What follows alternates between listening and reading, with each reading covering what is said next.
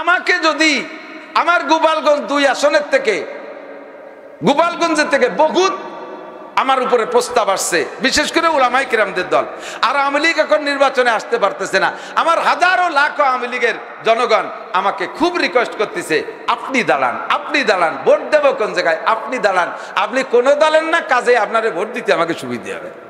আমি ওই সাহস আমার নাই। শোনা, 1 নম্বরে পোস্টার ছাপানোর টাকাই না, কয় পোস্টার সব আমরা ছাপাই দেবো, মাইকিং করার টাকা নাই, মাইকিং আমরা দিয়ে দেবো, ভাগ করে নিয়েছে কয়জন। তবু আমি দাঁড়াইতাম না, কারণ আমি ওভাবে পারবো না, এই দেশে থেকে পারবো না, আমি এই দেশে থেকে পারবো না, আমি একা তো দেশকে এত সুন্দর করতে পারবো না। বাকি যারা আছে সকলে একমত হয়ে এভাবে আসতে হবে, তাহলেই সেই রকম একটা দেশ গড়া যাবে। কথা বলেন ঠিক কি ঠিক না? হুজুর আলাইহিস সালাতু ওয়াস সালাম বলেন, ইজা মারারতুম মির রিয়াজিল জান্নাহ ফারতাউ, যখন তোমরা জান্নাতের বাগানের পাশ দিয়ে হেঁটে যাবে, অতিক্রম করবে, তখন তোমরা চুপ করে মুখ বন্ধ করে অথবা বাদাম সিগারেট খাতে খাতে চলে যাও না। ফারতাউ, ওখান থেকে কিছু ফল পাকড়া ছিঁড়িয়ে খাও। হুজুর বললেন, সাহাবায়ে কেরাম বললেন, হুজুর দুনিয়ায় জান্নাতের বাগান কোথায়, যে সেখান থেকে কি ফল খাবো? হুজুর বললেন, হেলাকুজ জিকির, যেখানে আল্লাহ পাকের বড়ত্বের আলোচনা হয়, ওইটাই হলো জান্নাতের বাগান। নিশ্চয় আমরা এখানে আল্লাহর বড়ত্ব নিয়েই আলোচনা করব। আল্লাহু আকবার, একটু বলি আল্লাহু আকবার। আল্লাহ সবচেয়ে বড়, আল্লাহর বড়ত্বের আলোচনাই হবে। কাজে এইটার নাম হুজুর আলাইহিস সালাম রেখেছেন রিয়াজুল জান্নাহ, জান্নাতের বাগান। আর জান্নাতের বাগানে যাবে কারা? হরিপদ, নইলে ঋষি, গৌর গোবিন্দ, ব্যানার্জি, চ্যাটার্জি, ভট্টাচার্য, ট্যাম্প, মোদি, নেতানিয়াহু, এরা যাবে? আব্দুর রহমান, আব্দুল খালেক, আব্দুল মালেক, জামাল, কামাল, আবু বকর, উমর, উসমান, আলী, তলহা, জুবায়ের, বিলাল, আম্মার, সোহায়েব, মুসলমানরাই জান্নাতের বাগানে যাবে। কাজে এখানে যারা আসছেন সকলকে আল্লাহর নবী এবং আল্লাহ পাক রব্বুল আলামিন জান্নাতি বলে ঘোষণা দিয়েছেন। জান্নাতের বাগানে জান্নাতি মানুষই বসে আছেন, বলি আলহামদুলিল্লাহ। গত 1 তারিখে ছিল না মাহফিল? সময় ছিল আপনাদের এখানে আমার বাদ মাগরিব। প্রচন্ড বৃষ্টির কারণে মিস হয়ে গেছে, সকলেই জানি। কর্তৃপক্ষ যারা দাওয়াত দিয়েছে অত্যন্ত মনক্ষুণ্ণ, ভগ্ন হৃদয়ে তারা আমাকে দাওয়াত ফেরত দিল। আমিও রাস্তায় এসে বৃষ্টি মুড়ি বেশ কিছুক্ষণ বসে থেকে ফিরে চলে গেছি। তো ফাআলুল লিমা ইউরিদ আলা কুল্লি শাইইন কাদির, যা খুশি তাই করেন এবং যা ইচ্ছা তা করতে পারেন একমাত্র কে? সে আল্লাহ পাক রব্বুল আলামিন ঘুরাই ফিরে এখানে নিয়ে আসছেন। টুটুল ভাই আমাকে ফোন দিলেন, হুজুর দিনের বেলাও যদি একটা সময় দেওয়া যায় তাহলে আমরা প্যান্ডেলটা খুলতাম না। খুঁজতে খুঁজতে আজকে 4 তারিখ আমার বাদ মাগরিব মাহফিল ছিল একটা, সেটার ভিতরে একটি হিসাব নিকাশে গড়বড় হইয়া পরে আমি এখানে বাদ মাগরিব সময় দিতে রাজি হয়েছি। পরে দেখলাম যে না, সেইটা বাদ মাগরিব, এরপরে শেষে অন্য জায়গা, বাকি এই টাইমটা, মাঝখানের টাইমটা এখানে দেব বলে সিদ্ধান্ত নিছি। একটা উপযুক্ত সময় আল্লাহ তাআলা আপনাদের সামনে আমাকে আসার তৌফিক দিয়েছেন, এজন্য আমিও ব্যক্তিগতভাবে খুবই খুশি হয়েছি, আলহামদুলিল্লাহ। আল্লাহ পাক রব্বুল আলামিন এই মাহফিলকে ভরপুর কবুল করুন, বলেন আমিন। সত্যই কোনো কাজ যদি ইখলাসের সাথে নেক নিয়তে শুরু করা হয়, আল্লাহ তাআলা তা যে কোনোভাবে সম্পূর্ণ করার ব্যবস্থা করিয়েই দেন। ওয়াল্লাযীনা জাহাদু ফীনা লানাহদিয়ান্নাহুম সুবুলানা, আল্লাহ পাক বলেন যে আমাকে পাওয়ার চেষ্টা করে, ইচ্ছা করে, তার চেষ্টা যেখানে যে শেষ হয় ওখান থেকে আমি রহমতের হাত বাড়াই দিয়ে টান শুরু করে দিই। রহমত সেখান থেকে শুরু হয়। সত্যই সেই হিসেবে আশা করি মাহফিল মকবুল। আল্লাহ তাআলা এখান থেকে আমাদের সকলকে হিদায়াত নসিব করে, সবাই বলি আমিন।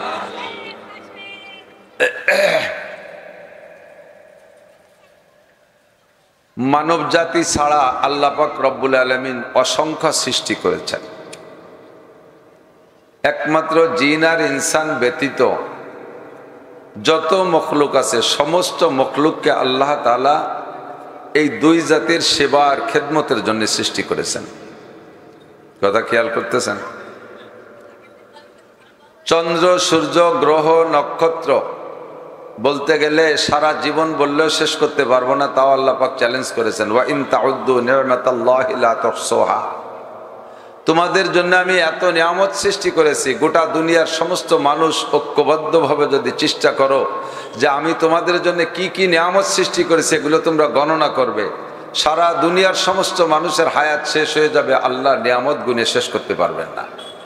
বলেন না সুবহানাল্লাহ। নবী আলাইহিস সালাম বলেন, খুলিকা লাকুম কুল্লু শাই, হে দুনিয়ার মানুষ, দুনিয়ার যা কিছু সৃষ্টি করেছেন আল্লাহ সব কিছু সৃষ্টি করেছেন তোমাদের জন্য। ওয়া খুলিকতুম লিল্লাহ, আর তোমাদেরকে সৃষ্টি করেছে একমাত্র আল্লাহর জন্য। সূর্য আমার খেদমত করে, চন্দ্র আমার খেদমত করে, গ্রহ নক্ষত্র আমার খেদমত করে, সব মখলুক আমাদের খেদমত করে। কথা বলেন। আমি 2-4টে বলে থেমে যাচ্ছি এজন্য, যেহেতু আমি শেষ পর্যন্ত যেতে পারবো না। পাকিস্তানের চিফ জাস্টিস, তৎকালীন চিফ জাস্টিস, এখন রিটায়ার্ড পারসন, সারা পৃথিবীর সমস্ত মুফতিদের জাজ, বিচারক হযরত মাওলানা মুফতি তকি উসমানী হাফিজাহুল্লাহ। আমাদের বাংলাদেশের সবচেয়ে বড় আলেম হযরত মাওলানা আব্দুল মালিক সাহেব দামাত বরকাতুল্লাহ আলিয়া, বাইতুল মুকাররমের খতিব, সারা বাংলাদেশের সবচেয়ে বড় আলেম। আমরা সাধারণ পাবলিকরা আলেম সিনিয়র যে ভালো ওয়াজ করতে পারে ওইটি বড় আলেম। আসলে বড় আলেমকে আলেমরাই চেনে। তো মুফতি আব্দুল মালিক সাহেব বর্তমানে সারা বাংলাদেশের সবচেয়ে বড় হাদিসের মুহাদ্দিস এবং সবচেয়ে বড় ফকিহ মুফতি।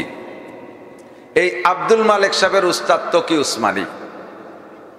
তাহলে ছাত্র যদি এইরকম হয়, উস্তাদরা কেমন? উনি পাকিস্তানের জাস্টিস ছিলেন, চিফ জাস্টিস। তো উনি নিজেই বলেন যে আমি এই আয়াতটা নিয়ে গবেষণায় নামলাম, যে আল্লাহ পাক চ্যালেঞ্জ করেছেন, ওয়া ইন তাউদ্দু নি'মাতাল্লাহি লা তুহসুহা। তোমরা সারা দুনিয়ার সব মানুষ ঐক্যবদ্ধভাবে চেষ্টা করলে আমার নিয়ামত রাজি গুণে সারতে পারবা না। আল্লাহ এমন চ্যালেঞ্জ করলেন, দেখি চ্যালেঞ্জটা গ্রহণ করি। উনি চ্যালেঞ্জ গ্রহণ করার নিয়তে সিদ্ধান্ত নিলেন, এভাবে উনি গণনা করবেন বলে সিদ্ধান্ত নিয়েছেন যে সারা পৃথিবীর যত নিয়ামত আছে আমাদের চোখের সামনেই তো দেখব, যদি নাও দেখি সেটা খুঁজে বের করব। সিস্টেম উনি ভাগ করলেন যে 7টা মহাদেশের 7 জন প্রধান আছে। জাতিসংঘের মহাসচিব 7 জন প্রধানের দায়িত্ব দিল, তোমার মহাদেশে যা আছে গুনিয়ে দেবা।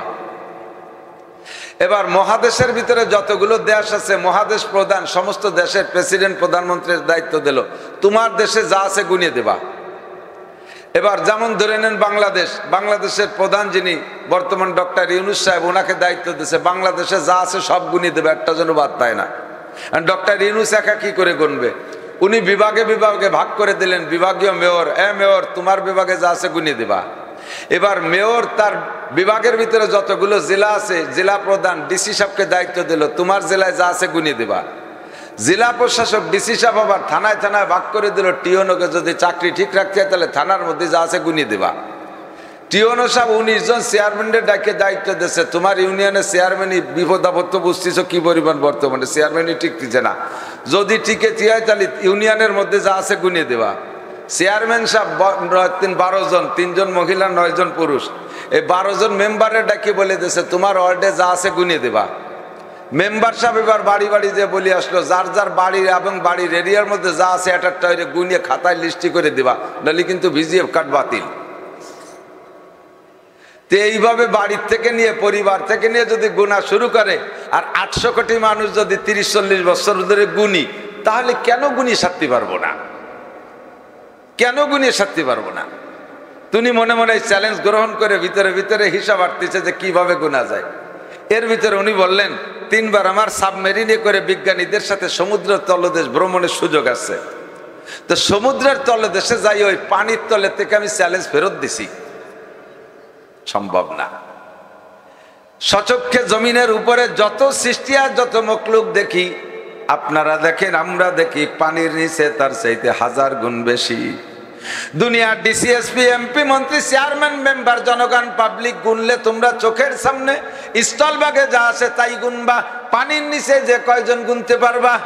স্থলভাগে যা আছে তার চাইতে 1000 কোটি গুণ বেশি পানির নিচে রয়েছে। আর উপরে এবং নিচে, পানির উপরে এবং নিচে, জলে আর স্থলে যত যা কিছু সৃষ্টি করেছেন আল্লাহ পাক সব কিছু মানুষের সেবা আর খেদমতের জন্য সৃষ্টি করেছেন। আল্লাহ পাক নিজেই বলেছেন সব কিছু তোমাদের জন্য সৃষ্টি করেছি বান্দা, একমাত্র তোমাদেরকে সৃষ্টি করেছি আমার জন্য। তুমি জানো আর না জানো, বোঝো আর না বোঝো, তোমার চোখের আড়ালে হাজার হাজার মখলুক তোমাকে সেবা করে, খেদমত করে। হায়াতুল হাইওয়ানের মধ্যে সম্ভবত দেখেছি 2 বাপ বেটা একবার বিশাল জঙ্গলের ভিতরে, আফ্রিকার জঙ্গলের ভিতর দিয়ে সফর করতেছে। যাইতে যাইতে গভীর রাত্রে জঙ্গলের ভিতর দিয়ে চলার পথে রাত গভীর হয়ে গেছে, সামনে গন্তব্যে পর্যন্ত যেতে পারে নাই। রাত গভীর হয়ে গেছে, 2 বাপ বেটা ক্লান্ত হয়ে গেছে। এখন কয় আব্বা আর হাঁটতে পারছি না। জঙ্গলের ভিতরে রাস্তার পাশে তাবু টানাইয়া 2 বাপ বেটা শুয়ে পড়ছে। এই শোয়ার ভিতরে যখন ঘুম এসে গেছে, চট করে জঙ্গল থেকে একটা বিষাক্ত সাপ আইসা ছেলের আব্বাকে দংশন করছে। সাপের দংশনে বাপ টের পাইয়া ছেলেকে ডাকে কয় বাবা আমাকে দংশন করছে, ওঠ। উঠে বেড়ি টেড়ি বাঁধছে, ডোর টোর বাঁধে। ছেলে মানুষ কোথায় উজা পাবে, কোথায় ডাক্তার পাবে, কি চিকিৎসা জানে, কোনো চিকিৎসা জানে না। কিছুক্ষণ পর্যন্ত বাইন্দে রাইখা নিজে যা পারে ঝাড়ফুঁক করছে, তাতে কোনো কাজ হয় নাই। বিষ উঠা গেছে, আব্বা অজ্ঞান হয়ে গেছে, বেহুশ হয়ে গেছে, সবুজ হয়ে গেছে, নীলা হয়ে গেছে, মারা গেছে মনে করে বাপরে শোয়া একটা কাপড় দিয়ে ঢাইকে রেখে ছেলেটা কান্তি কান্তি সেও শুয়ে পড়ছে। জঙ্গলের ভিতরে থেকে লক্ষ লক্ষ মশা আইসা ছেলেরে বিরক্ত করে। অভিযোগ করে কয় আল্লাহ, উলামায়ে কেরামের কাছ থেকে শুনেছি তুমি নাকি গোটা সৃষ্টি কায়নাতকে মানুষের জন্য খেদমত, মানুষের খেদমতের জন্য সৃষ্টি করেছো। বাপরে কামড়াইলো সাপে, আমারে কামড়ায় মশায়। এই সাপ আর মশা তুমি কোন খেদমতের জন্য বানাইছো? সব তাই আমাকে খেদমত করবে, সাপে আর মশায় কি খেদমত করবে? সাপে কামড়াইলো বাপেরে, মশায় আমারে ঘুমাইতে দেয় না। অভিযোগ করতে করতে কানতে কানতে এক পর্যায়ে ঘুম একটু আইসা গেছে। এবার চাদর মুড়ি দিয়ে ঘুমায় গেছে। সকালবেলা যখন তার ঘুম ভাঙছে, ঘুমের থেকে উইটা দেখে ও চাদর সরাইয়া যখন বসছে, ওর আব্বাও তার বাপের নিজের গায়ের থেকে চাদরটা সরাই উইঠা বইসা পড়ছে। আশ্চর্য, আল্লাহ ঘুমের মধ্যে আমার আব্বারে কে চিকিৎসা করলো? কোন ডাক্তার, কোন উজা আব্বারে চিকিৎসা করলো? আল্লাহ কায়ুনজুরিলা সাবাতি, বাপের পাশ দিয়ে দেখো কারা চিকিৎসা করছে। বাপ যখন ওই অবস্থায় বেহুশ হয়ে পড়ে আছে, জঙ্গল থেকে যে হাজার হাজার মশা আছে ওরে তো বিরক্ত করছে। এবার ওই মশায় যাইয়া বাপরে কামড়াইছে। মশায় বাপের গায়ের থেকে যে রক্ত চুষে নেছে, রক্তের সাথে বিষও চুষা নেছে। সমস্ত মশাগুলো রক্ত বিষ মিশাইয়া খাইয়া জায়গায় পড়ে রয়েছে হাজার হাজার মশা। এবার মশার পেটে রক্ত আর বিষ বেরোয় চলে গেছে। বাপ বিষ মুক্ত হইয়া সুস্থ হইয়া বইসা পড়ছে। আল্লাহু আকবার।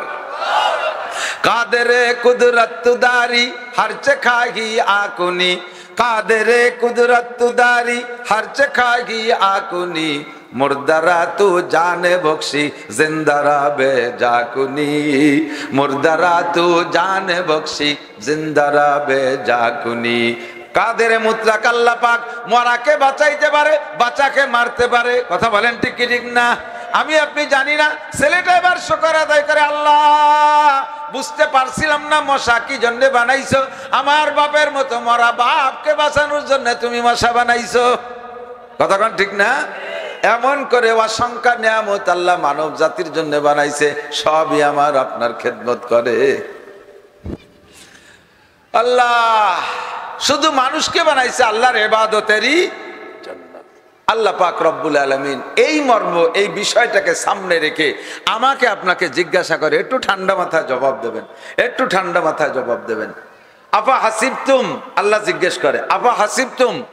জ্ঞানী গুণী বিজ্ঞানীরা সকলে জবাব দাও, শিক্ষিত মূর্খ সকলে বুঝে শুনে জবাব দেন।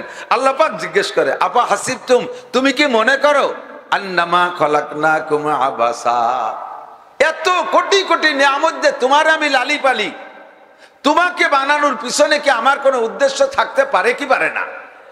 বলেন পারে কি পারে না? আল্লাহ কয় তুমি ছোট একটা মুরগির বাচ্চা কেন 6 মাস পরে ডিম দেবে এই আশায় তারে খুদকুড়ো চাউল ডাউল খাওয়াও। তুমি 6 মাসে একটা ছাগলের বাচ্চা 5,000 টাকা দিয়ে কেনো, 6 মাস পরে কুরবানির সময় 20,000 টাকা বিক্রি করবা, তাই তারে ঘাস পাতা খাওয়াও। তুমি 10,000 টাকা দিয়ে একটা বাছুর কেনো, গরুর বাচ্চা, 2 বছর পরে যে কুরবানির সময় 2 লাখ টাকা বিক্রি করবা, এই আশায় তারে খড়কুটো ইত্যাদি খাওয়াও। তুমি ছেলে মেয়েদেরকে লেখাপড়া করাও, উচ্চ শিক্ষায় শিক্ষিত হয়ে চাকরি করবে, বস্তা বস্তা টাকা এনে তোমার হাতে দেবে, এই আশায় ছেলে মেয়েকে লেখাপড়া করাও। তুমি ব্যবসা বাণিজ্যে লক্ষ লক্ষ টাকা ইনভেস্ট করো, কিছুদিন পরে ব্যবসায় লাভ হবে, সেই টাকা দিয়ে আরামায়েশে বসবাস করবা। তুমি চেয়ারম্যানই করো, মেম্বারই করো, নির্বাচন করো, লাখ লাখ টাকা খরচ করো, উদ্দেশ্য আছে তুমি নির্বাচিত হতে পারলে কাউন্সিলে যেতে পারবা। আরে ডেলি ডেলি না পাইলেও কমপক্ষে মাসে হলে 1 টন পাবা, 1 টন পালি তোমার বাম্পার। তুমি যদি চেয়ার পাও তাহলে চেয়ারম্যানই 2 মুছে খাতি পারবা, এমপি মন্ত্রী হইলে তাহলে তো আরো মোটা ইনকাম করতে পারবা।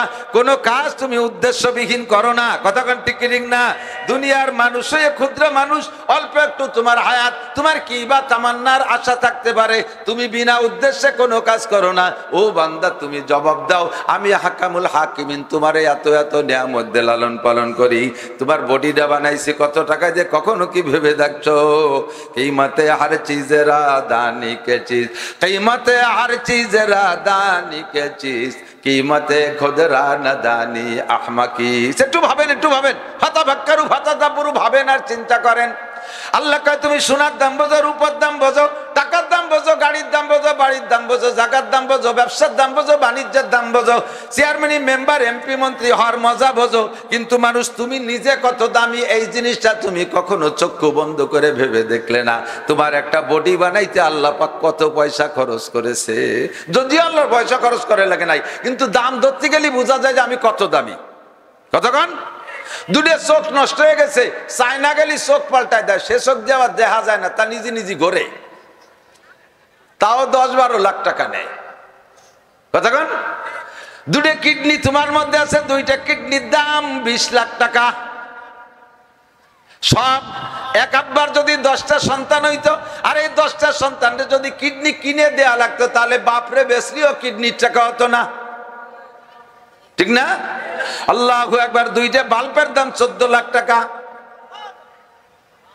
একজন সুস্থ মানুষের মাথার মধ্যে যে গিলু আছে, মগজ আছে, আজ থেকে 20 বছর আগের হিসাব, ডাক্তারদের হিসাব, একজন সুস্থ মানুষের মাথার মধ্যে যে মগজ আছে, গিলু আছে, এই গিলুটুকের দাম 40,000 কোটি টাকা।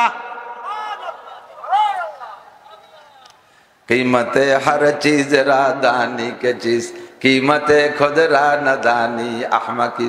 हार्ट और लंग्स से श्वास प्रश्वास आदान प्रदान करे, একবার যদি হার্ট আর লাংসে তার ডিউটি ফেল করে, শ্বাস নিয়ে যদি ছাড়তে না পারে, ছেড়ে দেওয়ার পরে যদি নিতে না পারে, তাহলে এই মানুষটা ডেথ হয়ে যায়, মারা যায়। এই হার্ট আর লাংসে 70-80 বছর সুন্দর করে সার্ভিস দিয়ে আমাকে বাঁচায় রাখতেছেন। দোস্তরে, মাথার গিলুর দাম যদি হয় 40,000 কোটি টাকা, হার্ট আর লাংসের দাম কত টাকা? সারা পৃথিবীকে বিক্রি করলে যে টাকা হবে তার চাইতে বেশি, ঠিক কিনা?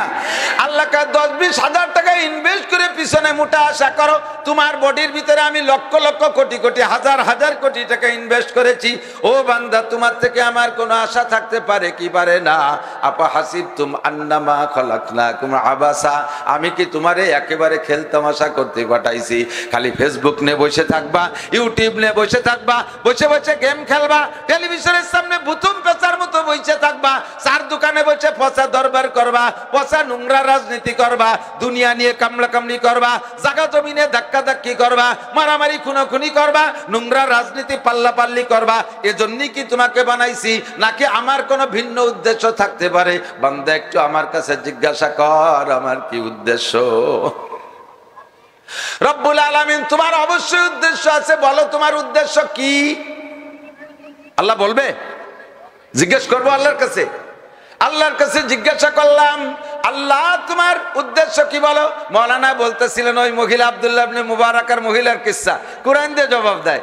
এই যত জিজ্ঞাসা, আমি যে সাবজেক্টটা সামনে নিয়েছি, এই সাবজেক্টের উপরে আপনি যে জিজ্ঞাসা করবেন, ইনশাআল্লাহ কোরআনে সেই জিজ্ঞাসার জবাব কোরআনের আয়াত দিয়ে দেবেন ইনশাআল্লাহ। তুমি কি মনে করো আমি তোমাকে অনর্থক সৃষ্টি করেছি? না আল্লাহ, তুমি অনর্থক সৃষ্টি করো নাই। বলো তুমি কেন সৃষ্টি করেছো? আল্লাহ পাক সুন্দর করে কোরআনে কারিমের আয়াত দিয়ে জবাব দেয়, ওমা খলাকতুল জিন্না ওয়াল ইনসা ইল্লা লিয়াবুদুন। কেউ আমার ইবাদতের জন্য বানাই নাই, সবাই বানাইছে তোমার খেদমতের জন্য। শুধুমাত্র জিন আর ইনসান এই দুইটা জাতিকে বানাইছি একমাত্র আমার ইবাদতেরই জন্য। কন্যা সুবহানাল্লাহ। একমাত্র আমার ইবাদতেরই জন্য, আল্লাহর ইবাদতেরই জন্য বানাইছে। কথার আয়াতের ভাব বোঝেন, একটু খেয়াল করেন, একটু খেয়াল করেন। আপনার এলাকার মানুষ তফসির শোনা মানুষ, তফসির বোঝা মানুষ, কাজে আপনাদের বুঝাইতে সহজ হবে। আল্লাহ পাক এই আয়াতটাকে অন্যভাবে বলতে পারতেন, ওয়াখলাকনাকুম লিইবাদাতি ওয়াখলাকনাল জিন্না ওয়াল ইনসা লিইবাদাতি। আমি জিন আর ইনসানকে আমার ইবাদতের জন্য বানাইছি। বুঝতেছেন?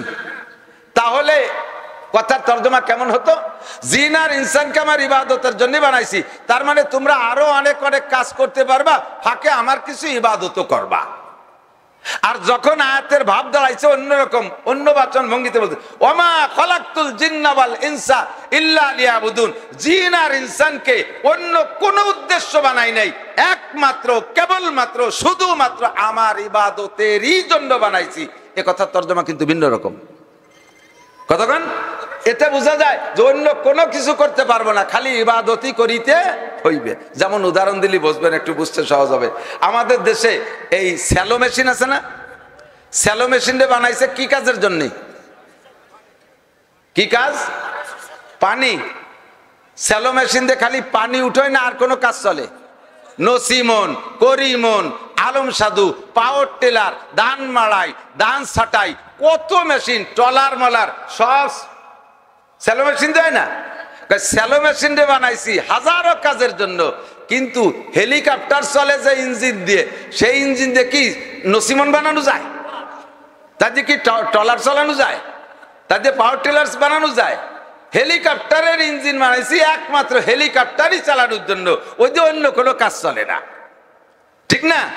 গরু বানাইছি হাল চষবা, মলন মলবা, গাড়ি বহাবা, পানি উঠোবা, বিভিন্ন কাজের জন্য, কুরবানি করে খাওয়ার জন্য গরু বানাইছি, ছাগল বানাইছি নানান কাজের জন্য, আরে ঘোড়া বানাইছি বিভিন্ন কাজের জন্য, মানুষ বানাইছি একমাত্র আমার ইবাদতেরই জন্য, অন্য কোনো কিছু করিতে পারিবা না। রব্বুল আলামিন ইবাদত করতে হবে। ইবাদত কতদিন করব তুমি টাইম বলো? কতদিন করবে ইবাদত? সিল্লাই পড়ছি তবলিগি যায়, দেখেন তবলিগি যারা যায় 40 দিন আল্লাহর ফজলে শতভাগ আমল করে, ফরজ ওয়াজিব সুন্নত কিছু মিস করে না, তাকবীরে উলার সাথে 5 ওয়াক্ত নামাজ পড়ে, দস্তারখান যা খাবে দস্তারখান বিছে। কতক্ষণ? ভাত খাবে দস্তারখান, রুটি খাবে দস্তারখান, বিস্কুট খাবে দস্তারখান, মুড়ি খাবে দস্তারখান, পান খাবে দস্তারখান, বিড়ি খায় তাও দস্তারখানে খায়। আরে খায় মানে, আমি এক জামাত নিয়ে গেছি, জামাতে একেবারে ধুমসা পাবলিক কয়ডার নিয়ে গেছি, ওরা তো বিড়ি খার গুরু। তা আগে আমার কইছে যে মামা আমরাও জায়গা গেলি যদি বিড়ি খাতি দেন তাহলে যাব। আমি কই দরকার হয় তোকে বিড়ি আমি কিনে দেবো, তবু চল। যদিও বলে কয়ে কন্ট্যাক্ট করে গেছে, তাই তোর মসজিদের মধ্যে তোর বিড়ি খাওয়া যায় না। ওরা আমি বলছি যে তবলিগে আইসা আজে বাজে ঘোরাফেরা করা যাবে না, আশেপাশে মাদ্রাসা থাকলে আপনারা মাদ্রাসায় যা আলেমুল আমাদের সাথে দেখা করতে পারবেন। তো প্রত্যেক দিন ওই কয়জন, 2 জন 3 জন প্রত্যেক দিন আমার কাছ থেকে 10টার দিক যখন আমরা তালিমে বসি, ওরা ওই কয়জন মাদ্রাসায় যার ছুটি নেয়, মামা মাদ্রাসায় যাচ্ছি। তো 2 দিন পরে একজন আমার রিপোর্ট দিচ্ছে ওরা কোন মাদ্রাসায় যায়, একটু যাইয়ে দেখেন। যাইয়ে দেখি যে ওই মসজিদের পাশে একটা মক্তব, সকালে পড়ায় হুজুর চলে গেছে, ওইটা দিন ভরে খোলা। ওরা কয়জন যাইয়া ওই জায়গা 3 জন বসিয়ে সে যে গামছা বিছাইয়ে তার উপরে বিড়ি ম্যাচ ফ্যাক্টরি সব রয়েছে, গোল হয়ে বসে ধুমসা বিড়ি খাচ্ছে। আমি কি কোন জায়গায় আছেন? কয় হ্যাঁ মামা এটা তো মাদ্রাসা। তুই কি এরেন? কয় মামা বিড়ি খালিও দস্তারখান বিছাই খাচ্ছি। তবলিগি এক সিল্লা, 5 ওয়াক্ত নামাজ তাকবীরে উলার সাথে, খানা দানা সবকিছু সুন্নতি, ফরজ ওয়াজিব সুন্নাত সব পালন করেছি। বাড়ি আসার পরেও কি দস্তারখান বিছাই খাইতে হবে? বাড়ি আসার পরেও কি নামাজ পড়া লাগবে? বাড়ি আসার পরেও কি ফরজ ওয়াজিব পালন করা লাগবে? তোমার ইবাদতের জন্য তুমি সৃষ্টি করেছো আল্লাহ, কতক্ষণ ইবাদত করব তুমি টাইম বলো। আল্লাহ কয় ওয়াবুদ রাব্বাকা হাত্তা ইয়াতিয়াকাল ইয়াকিন, যতক্ষণ পর্যন্ত আমার নিয়ামত ব্যবহার করবি অতক্ষণ পর্যন্ত ইবাদত করিতে হইবে। যখন আমার নিয়ামত ব্যবহার করার থেকে বিরত হয়ে যাবি আর আমার ইবাদত করা লাগবে না। ইযা মাতাল ইনসানু ইনকাতা আনহু আমালুহু, মরে যখন যাবি মানুষ, মরার পরে সব আমল বন্ধ। কবরে যে নামাজ নাই, কবরে যে রোজা নাই, কবরে যে হজ নাই, কবরে যে যাকাত নাই, কবরে যে জিকির নাই, কবরে যে তিলাওয়াত নাই, মরার পরে কোনো ইবাদত নাই। কারণ মরার পরে আমার নিয়ামত তো ব্যবহার করো না, আমি তোমার কাছে তার বেনিফিট বিনিময় চাই না। যতক্ষণ দুনিয়ায় বেঁচে থাকবি আমার অক্সিজেন ব্যবহার করবি, আমার ভাত পানি পান করবি, খাইবি আর পান করবি, অতক্ষণ ইবাদত করবি। ওয়াবুদ রাব্বাকা হাত্তা ইয়াতিয়াকাল ইয়াকিন, ইয়াকিন মানে মরণ, মরণ আসার আগ পর্যন্ত ইবাদত করিতে হইবে। কথা বলেন ঠিক কি ঠিক না? গত রমজানে রোজা রাখছি, এ রমজানেও কি রাখতে হবে? গতবার কুরবানি দিয়েছি, এবারও কি দিতে হবে? গতবার নামাজ পড়েছি, এবারও কি নামাজ পড়তে হবে? মাগরিবের ঈশার নামাজ পড়েছি, ফজরের নামাজও কি পড়তে হবে? বেঁচে যতক্ষণ আছো ইবাদত ততক্ষণ করিতে হইবে। কেন ইবাদত করব? কার? জিজ্ঞেস করছি। আল্লাহ সৃষ্টি তো তুমি করেছো, ইবাদত করব কার? আল্লাহ কয় ওয়াবুদ রাব্বাকা, ইবাদত করবা তোমার রবের। জোরে বলেন কার? রবের। রব কে? আল্লাহ আমার রব, ওই রবই আমার সব। রবের ইবাদত করব। কেন করব রবের ইবাদত? আমালি আলা আবুদুল্লাযী ফাতারানি ওয়া ইলাইহি তুরজাউন, যিনি আমাকে সৃষ্টি করেছে তার ইবাদত আমি কেন করব না? সৃষ্টি করেছে আমার আল্লাহ, আমাকে দেবদেবী সৃষ্টি করে নাই, আমারে সরস্বতী সৃষ্টি করে নাই, দুর্গা আমারে সৃষ্টি করে নাই, কালী আমারে সৃষ্টি করে নাই, লক্ষ্মী আমারে সৃষ্টি করে নাই, আরে লাত আমারে সৃষ্টি করে নাই, উজ্জা আমাকে সৃষ্টি করে নাই, মানাত আমারে সৃষ্টি করে নাই, ৩৩ কোটি দেবদেবী কেউ আমারে সৃষ্টি করে নাই, আমারে সৃষ্টি করেছেন আমার আল্লাহ। সূরা ইয়াসিনে আল্লাহ বলেন আমালি আলা আবুদুল্লাযী ফাতারানি, ওই রবের ইবাদত আমি কেন করব না যিনি আমারে সৃষ্টি করেছেন। ওয়া ইলাইহি তুরজাউন, আবার আমারে সৃষ্টি কইরা মাটির নিচে নেবেন। অন্য আয়াতের মধ্যে আল্লাহ বলেন মিনহা খলাকনাকুম, হে তোমারে মাটি থেকে বানাইছি, অফিহা নুঈদুকুম, যত বড় দালানের মাথায় তুমি বসবাস করো না কেন ওখান থেকে টান দে তোমারে মাটির মধ্যে এনেই ছাড়বো। কতক্ষণ? আলা ইয়া সাকিনাল কাসরিল মুআল্লা সাতুদফানু আন করিবিন ফিত তুরাবি, গারে ইমারত রাবরি বার আসমা আকিবাত জেরে জমি গরদিনহা। এ বড় লোক, 1000 তলার মালিকও যদি তুমি হও, 1000 তলার উপরে বসবাস করো, মরার পরে মাটির নিচে আসতে হবে কি হবে না? ওয়া ইলাইহি তুরজাউন, মিনহা খলাকনাকুম, মাটি থেকে বানাইছি, অফিহা নুঈদুকুম, আবার মাটির মধ্যে এনেই ছাড়বো, অমিনহা নুখরিজুকুম। আরে ভয় তো আমার এই জায়গা, বানাইছে মাটি থেকে বানাইছে সেটা আল্লাহর ব্যাপার, মরে তো যেতেই হবে, মরে গেলাম মাটির মধ্যে চলে গেলাম, ওই পর্যন্ত যদি শেষ হয়ে যাইতো আর কোনো টেনশন থাকতো না, যা খুশি তাই করতে পারতাম। কিন্তু আর একটা কথা যে রয়ে গেছে লাস্টে, অমিনহা নুখরিজুকুম, আবার এই মাটি থেকে তোমাকে আমাকে বের করাই হবে। কতক্ষণ? রাজা বাচ্চাদেরও বের করবে, আলেম উলামা বের হবে, একজন মানুষও মাটির নিচে থাকতে পারবে না। তাও আল্লাহ পাক বলার বাচনভঙ্গি কি? আমিনহা তাখরুজুন, তোমরা মাটি থেকে বের হবা, এ বলে নাই। বোঝেন বোঝেন কথা বোঝেন। হাসরের মাঠে আল্লাহ ব্যবসাকার মধ্যে পড়ে গেছে, মানুষ কিডা কোন জায়গা মরছে তালাশ করে পাচ্ছে না। একটা সুন্দরবনের মধ্যে, একটা কক্সবাজার, একটা টেকনাফ, একটা তেতুলি, একটা জাপান, একটা জার্মান, একটা আমেরিকা, সে আল্লাহ বেল্লাহ ওই মরে মাটি হয়ে গেছেন, আল্লাহ তালাশ করে পাচ্ছে না। তালাশ করে না ভাই আল্লাহ ডাকতেছে, এই তোরা কিডা কোয়ানে মরছিস, আমি তো খুঁজে পাচ্ছি না, তা একটু উঠিয়ে আস্তে আস্তে, এরকম কবে নাকি? যদি কয় উঠিয়ে তাহলে একটাও উঠবো না, কারণ যে পরিমাণ আকাম করে মরছি উঠলি খবর আছে, জানা আছে। এই জন্য আল্লাহ কয় আমি হওয়া কই নেই আর কব না যে তোমরা উঠি আসো, আল্লাহদের সাথে কোনো ডাক হবে না। আমি না নুকরিজুকুম, সাড়াশি আন্দোলন চালাইয়া ঘাসের মতো নতুন চরে ঘাস যেমন গজায় ওই রকম সব গজাবি, একটা মাটির নিচে থাকতে পারবি না। ও দোস্ত, ভয় তো সেই জায়গা। যদি মরে মাটি হওয়া পর্যন্ত শেষ হইতাম তাহলে কোনো টেনশন ছিল না, যা খুশি করে বেড়াতাম, যা খুশি করে বেড়াতাম। কথা বলেন ঠিক না? আমি না নুকরিজুকুম তারাতান উকরা, উদউ রাব্বাকুম তাদাররুআ খুফিয়া, ডাকো তোমার রবকে কেঁদে কেঁদে গোপনে নির্জনে রবকে ডাকো। আর ওয়াবুদ রাব্বাকা হাত্তা ইয়াতিয়াকাল ইয়াকিন, তোমার রবের ইবাদত করো মরণ আসার আগ পর্যন্ত। আল্লাহু আকবার। জানতে চাইলাম রব্বুল আলামিন ইবাদতের কোয়ালিটি হবে কেমন, কিরম ইবাদত করলে তুমি খুশি। আমরা তো ইবাদত করি, তুমি খুশি না বেজার তা তো বুঝি না। আল্লাহ পাক রব্বুল আলামিন বলেন ওয়ামা উমিরু ইল্লা লিয়াবুদুল্লাহা মুখলিসিনা লাহুদ্দিন। খুব লক্ষ্য, ওয়ামা উমিরু ইল্লা লিয়াবুদুল্লাহা মুখলিসিনা লাহুদ্দিন। যত ইবাদত করবে সব ইবাদত ইখলাসের সাথে করবা। ইখলাস বলা হয় একমাত্র কেবলমাত্র আল্লাহরই জন্য ইবাদত। ইবাদতের মধ্যে ওয়ালা ইউশরিক বিইবাদাতি রাব্বিহি আহাদা, যে ইবাদতই করবা ওই ইবাদতের মধ্যে আল্লাহর সাথে কেউরে শরীক করতে পারবা না। কথা কন। নামাজ পড়ি কার জন্য? জোর হলো না। নামাজ পড়ি কার জন্য? রোজা রাখি কার জন্য? হজ কার জন্য? যাকাত দেই আল্লাহর জন্য, তিলাওয়াত করি আল্লাহর জন্য, মাহফিল করছি আল্লাহর জন্য, মসজিদ করি আল্লাহর জন্য, টুপি দাঁড়িয়ে আল্লাহর জন্য, পাগড়ি জুব্বা আল্লাহর জন্য, ফরজ ওয়াজিব আল্লাহর জন্য, সুন্নাত মুস্তাহাব আল্লাহর জন্য, ইশরাক ওয়াবিন আল্লাহর জন্য, তাবলীগি যায় আল্লাহর জন্য, সরমুনাই যায় আল্লাহর জন্য, পীরের দরবারে যায় আল্লাহর জন্য, ইসলামী রাজনীতিও করি আল্লাহর জন্য। কথা বলেন ঠিক?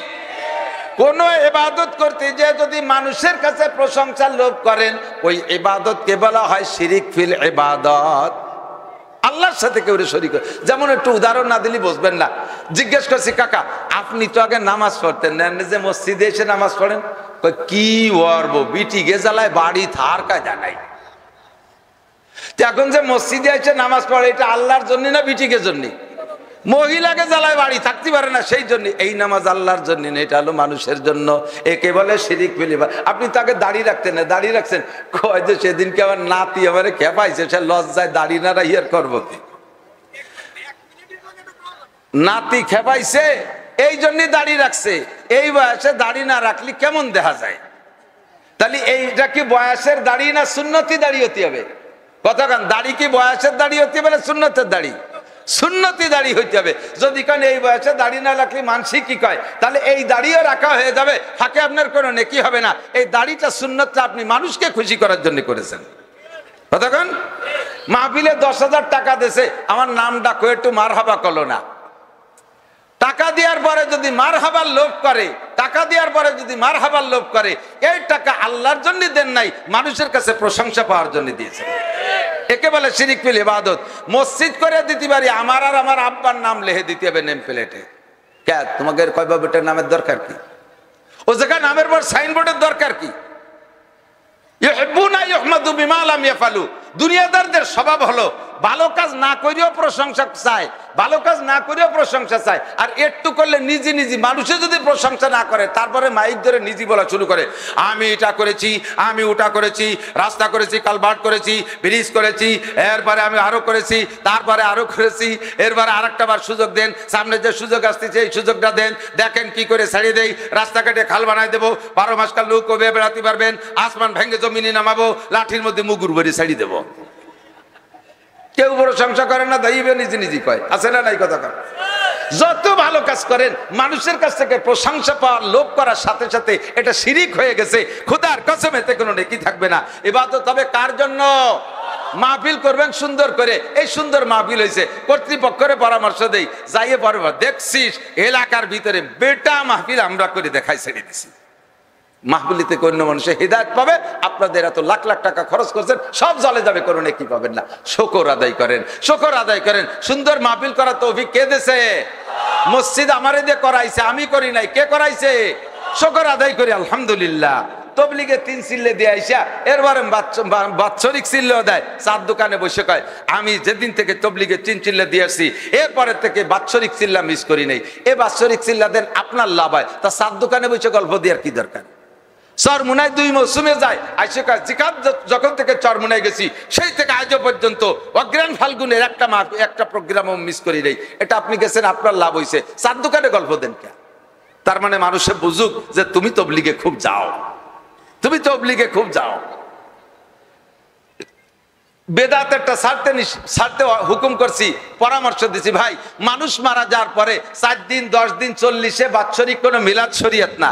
4 দিনের দিন মিলাদ দেওয়া, 10 দিনের দিন মিলাদ দেওয়া, 40-এর দিন মিলাদ দেওয়া, মৃত্যুবার্ষিকী পালন করা, এটা শরীয়ত না, এটা বেদাত। মক্কায় নাই, মদিনায় নাই, সাহাবায়ে কিরাম করে নাই, নবী রাসূলরা করে নাই, কোন তাবেঈন তাবেঈনরা করে নাই, 4 ইমাম করে নাই, এটা বেদাত। সুন্দর করে বুঝাই দিছি। অথচ তার বাপ মারা যাওয়ার পরে জানাজার মঞ্চে দাঁড়াইয়ে বলতেছে, আজকে কি বার? সোমবার, মঙ্গল, বুধ, বৃহস্পতি, আগামী শুক্রবার আপনাদের সকলের দাওয়াত, আমাদের বাড়ি আসবেন, দুপুরে আমার আব্বার জন্য দোয়া করবেন, 1 লোকমা খেয়ে যাবেন। তারে বলা হলো যে ভাই, তুই না সেদিন শুনি আসলি যে এটা বেদাত, তা আবার এ দাওয়াত দিলি কে? ওই শুনছি তো, একটু কিছু না করলে মানসি কি কয়, একটু কিছু না করলে মানসি কি কয়? 2 লাখ টাকার গরু 3 লাখ টাকা খরচ করেছো, এটা জাস্ট একমাত্র মানসিক কি কয়, মানুষের মুখ বন্ধ করার জন্য। এটার ভিতরে কোনো সওয়াব নাই, একেই বলে শিরিক ফিল ইবাদত। ইবাদত হবে একমাত্র কার জন্য? নামাজ পড়ি, রোজা রাখি, দান করি, খয়রাত দেই, মসজিদ করি, মাদ্রাসা করি, জিকির করি, ফিকির করি, যাহা কিছু করি, তিলাওয়াত করি, সব করব একমাত্র আল্লাহর জন্য। আল্লাহ কয়, আমা উমিরু ইল্লা লিয়াবুদুল্লাহ মুখলিসিনা লাহুদ্দিন, ইবাদত করবে ইখলাসের সাথে আল্লাহরই জন্য, এর মধ্যে কোনো প্রকার শিরিকের গন্ধ যেন না থাকে। কতক্ষণ জানতে চাইলাম রব্বুল আলামিন ইবাদত করলে লাভ কি? ইবাদতের একটা লাভ থাকতে হবে না? যত ইবাদত আছে, খেয়াল রাখেন, খেয়াল করেন, যত ইবাদত আল্লাহ তাআলা আমাদের পর চাপায় দিয়েছেন, হুকুম করেছেন, প্রত্যেকটা ইবাদতের বড় অংশ লাভ রয়ে গেছে আখিরাতের জন্য। আর কোন একটা ইবাদত এমন নাই যার একটা অংশে আল্লাহ তাআলা দুনিয়ায় রাখে নাই। বোঝেন নাই কি কইছি? যত ইবাদত আছে, প্রত্যেকটা ইবাদত করি আমরা দুনিয়ার জন্য না আখিরাতের জন্য। কিন্তু আল্লাহ পাক প্রত্যেক ইবাদতের একটা অংশ দুনিয়ায় রেখেছেন তার প্রতিদান। যেমন উদাহরণস্বরূপ বোঝেন, মান হাফাজা আলাস সালাওয়াত, নবী পাক বলেন, যে ব্যক্তি 5 ওয়াক্ত নামাজ পড়ে, যে ব্যক্তি 5 ওয়াক্ত নামাজ পড়ে, আকরামাহুল্লাহু বিখামসি খিসাল, আল্লাহ তাআলা তাকে 5টি পুরস্কার দান করে। নামাজের বিনিময়ে কয়টা পুরস্কার? একটু বলেন, কয়টা পুরস্কার? আরেকবার বলেন, কয়টা পুরস্কার? 5টা পুরস্কার নামাজের বিনিময়। এই 5টা পুরস্কারের 4টে পুরস্কার মরার পরে, 4টে মরার পরে যে 4টা, তার ভিতরে 1 নম্বর হলো কবর আযাব মাফ। জোরে কন্না সুবহানাল্লাহ। নামাজি ব্যক্তির কবর আযাব হবে না। 2 নম্বরে ইউতিহিল্লাহু কিতাবাহু বিয়ামিনিহি, আল্লাহ তাআলা ডান হাতে আমলনামা দিবেন। 3 নম্বর পুরস্কার ইয়ামুরু আলাস সিরাতে কালবার, 30,000 বছরের পথপুল সিরাত বিদ্যুৎ গতিতে পার হইয়া যাবে। আল্লাহু আকবার। 4 নম্বর পুরস্কার নামাজের বিনিময়ে আমার যুবক, আমার মা ও বুন্ডা, পর্দার আড়ালের মা বুন্ডা লক্ষ্য করো। 4র্থ নম্বর পুরস্কার হলো ওয়ায়ামুরু আলাস ওয়ায়াদখুলুল জান্নাতা বিগাইরি হিসাব, নামাজি ব্যক্তির মিজানের পাল্লায় দাঁড়াইয়া হিসাব নিকাশ দেওয়া লাগবে না, বিনা হিসাবে জান্নাতি। 4টি পুরস্কার মরার পরে একটা পুরস্কার নামাজের থেকে একটা অংশ আল্লাহ দুনিয়ায় রেখেছেন। ইরফান হুজিকুল আইশ, নামাজি ব্যক্তিকে আল্লাহ পাক দুনিয়ায় অভাব দেবে না।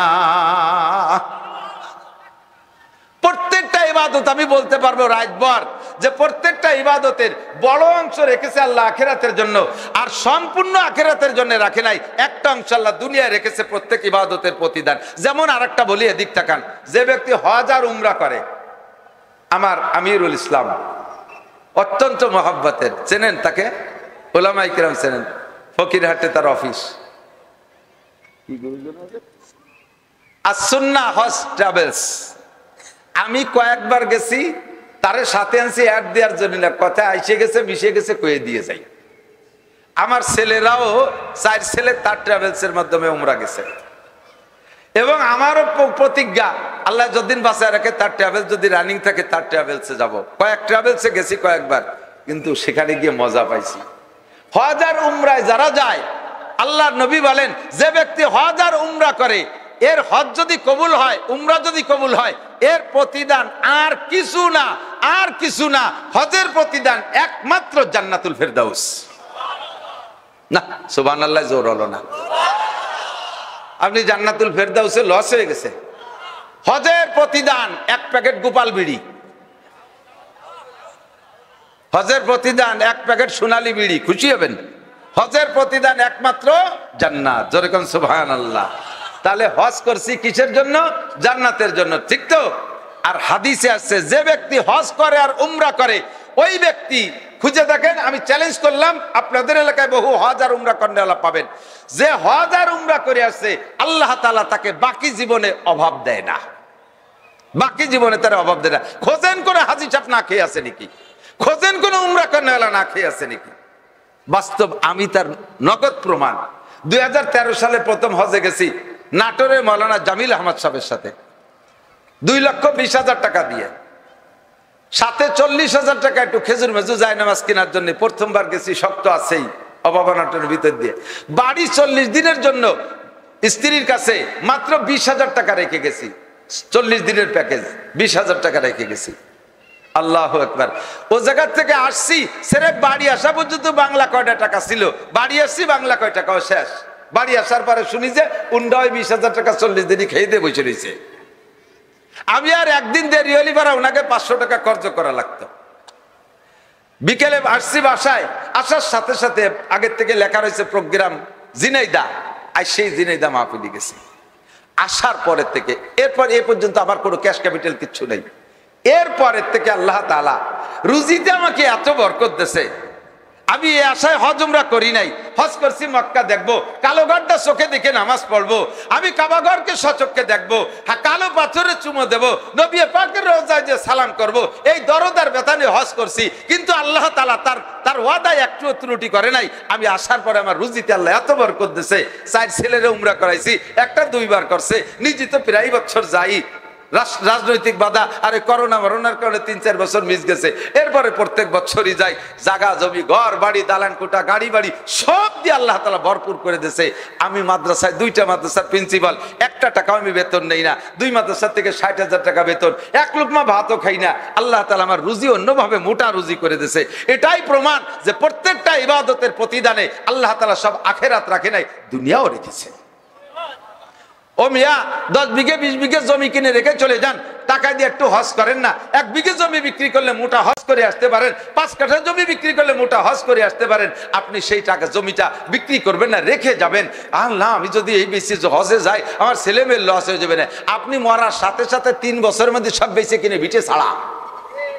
কাদের জন্য রেখে গেলেন, কাদের জন্য রেখে গেলেন? ইবাদত করেন আল্লাহর জন্য, আল্লাহ প্রতিদান রেখেছেন। প্রত্যেকটা বলতে পারবো অনেকগুলো। রমজানের রোজা রাখি জান্নাতের জন্য, কথা বলেন ঠিক কি ঠিক না? সমস্ত রোজাদারদের 1 নম্বর পুরস্কার, আগামীতে রোজা আসলে রোজা রাখবো তো ইনশাআল্লাহ। রোজা ইবাদত, এই ইবাদতের জন্য আল্লাহ সৃষ্টি। রমজানের রোজা রাখলে রোজাদারদের আখিরাতের 1 নম্বর পুরস্কার। রোজাদারদেরকে আল্লাহ তাআলা একটা পার্কের মধ্যে বসাইয়া নিজে আল্লাহ হযরত দাউদ আলাইহিস সালামকে দিয়ে কোরআন শরীফ পড়ে শোনাবেন, হযরত নবী আলাইহিস সালামকে দিয়ে সূরা ইয়াসিন তিলাওয়াত করে শোনাবেন। এরপরে স্বয়ং আল্লাহ পাক আপনাদের রোজাদারদেরকে সূরা আর রহমান তিলাওয়াত করে শোনাবে। এই আর রহমান তিলাওয়াতের পরে আল্লাহ তাআলা প্রত্যেক রোজাদারের সামনে 72 জন করে হুর পাঠাবে। কম হয়ে গেছে, এই যে এই সামনে দিয়ে কয়জন খুশি হয়েছে, পিছনে লাগে কম হয়ে গেছে। 72 জন করে হুর, বলবেন না সুবহানাল্লাহ। আর 2 হাতে 2টা ট্রে, 2 হাতে 2টা ট্রে, আর এক এক ট্রের মধ্যে 70 আইটেমের খানা। তাহলে 144 গুণ 70, এত খানা এক একজনের সামনে দেওয়া হবে। এইটা একমাত্র রোজাদারদেরকে, রোজাদারদেরকে। এই রোজাদাররা ইফতারি সামনে নিয়ে না খাইয়ে অভিমান করে বসে থাকবে। আল্লাহ পাক বলেন কুলু ওয়াশরাবু, খাও না কেন, খাও, এই তো বহুত ইফতারি। চুপ করে বসে রয়েছে, কেউ খায় না। ফাহাল বাজাতুম মা ওয়াদা রাব্বুকুম হাক্কা, তোমরা খাও না কেন, রাগ করছো কেন? কম হয়ে গেছে, আমি যা দেওয়ার ওয়াদা করছি কোনো খাবার কম আছে, গুনিয়ে দাও দি কোনটা কম আছে। সবাই বলবেন আল্লাহ খাবারে কম আছে তা বলি নাই, খাদ্যে কম আছে, ফল ফ্রুট পিঠে আটা কম আছে তা বলি নাই, একটা জিনিস কম আছে। আল্লাহকে কি কইস, কোনটা কম আছে?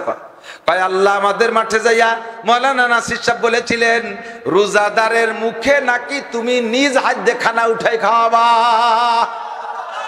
ফল আছে, ফ্রুট আছে, মাছ আছে, গোশ আছে, পিঠে আছে, আটা আটা, বিস্কুট আছে, কেক আছে, মিষ্টি আছে, মন্ডা আছে, সব আছে। এ তো সব হুররা দিয়ে গেল, তোমার হাত কই? তোমার হাতে ছাড়া খানা খাবো না।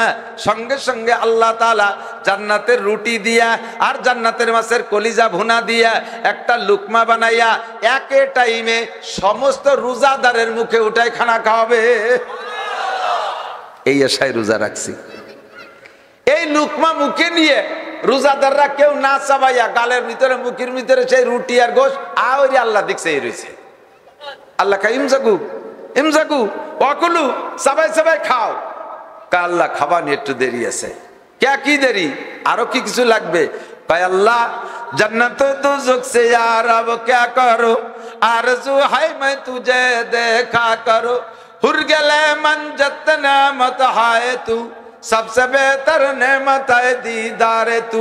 अल्लाह हुरेर जन्ने रोजा राखी नहीं, गेलमाনের জন্য রোজা রাখি নাই, এই জান্নাতের জন্য রোজা রাখি নাই। আমাদের মাঠে হুজুর বলে আসছিল রোজাদারের মুখে তুমি আল্লাহ সামনে আইসা হাত দিয়ে খানা খাওয়াবা, তোমার হাত মুখে আসছে, আজকে এই খাবার খাইতে গেলে যদি হাত সরাই নিয়ে যাও আবার তোমারে কবে দেখবো, এই জন্য তোমার হাত খান পরান করে দেখে নেই।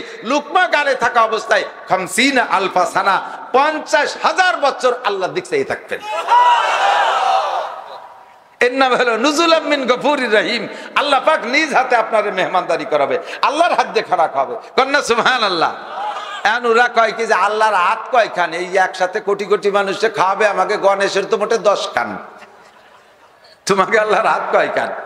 তাহলে তুমি এবার জবাব দাও, ফামা জবাবুকুম ফাহুয়া জবাবুনা।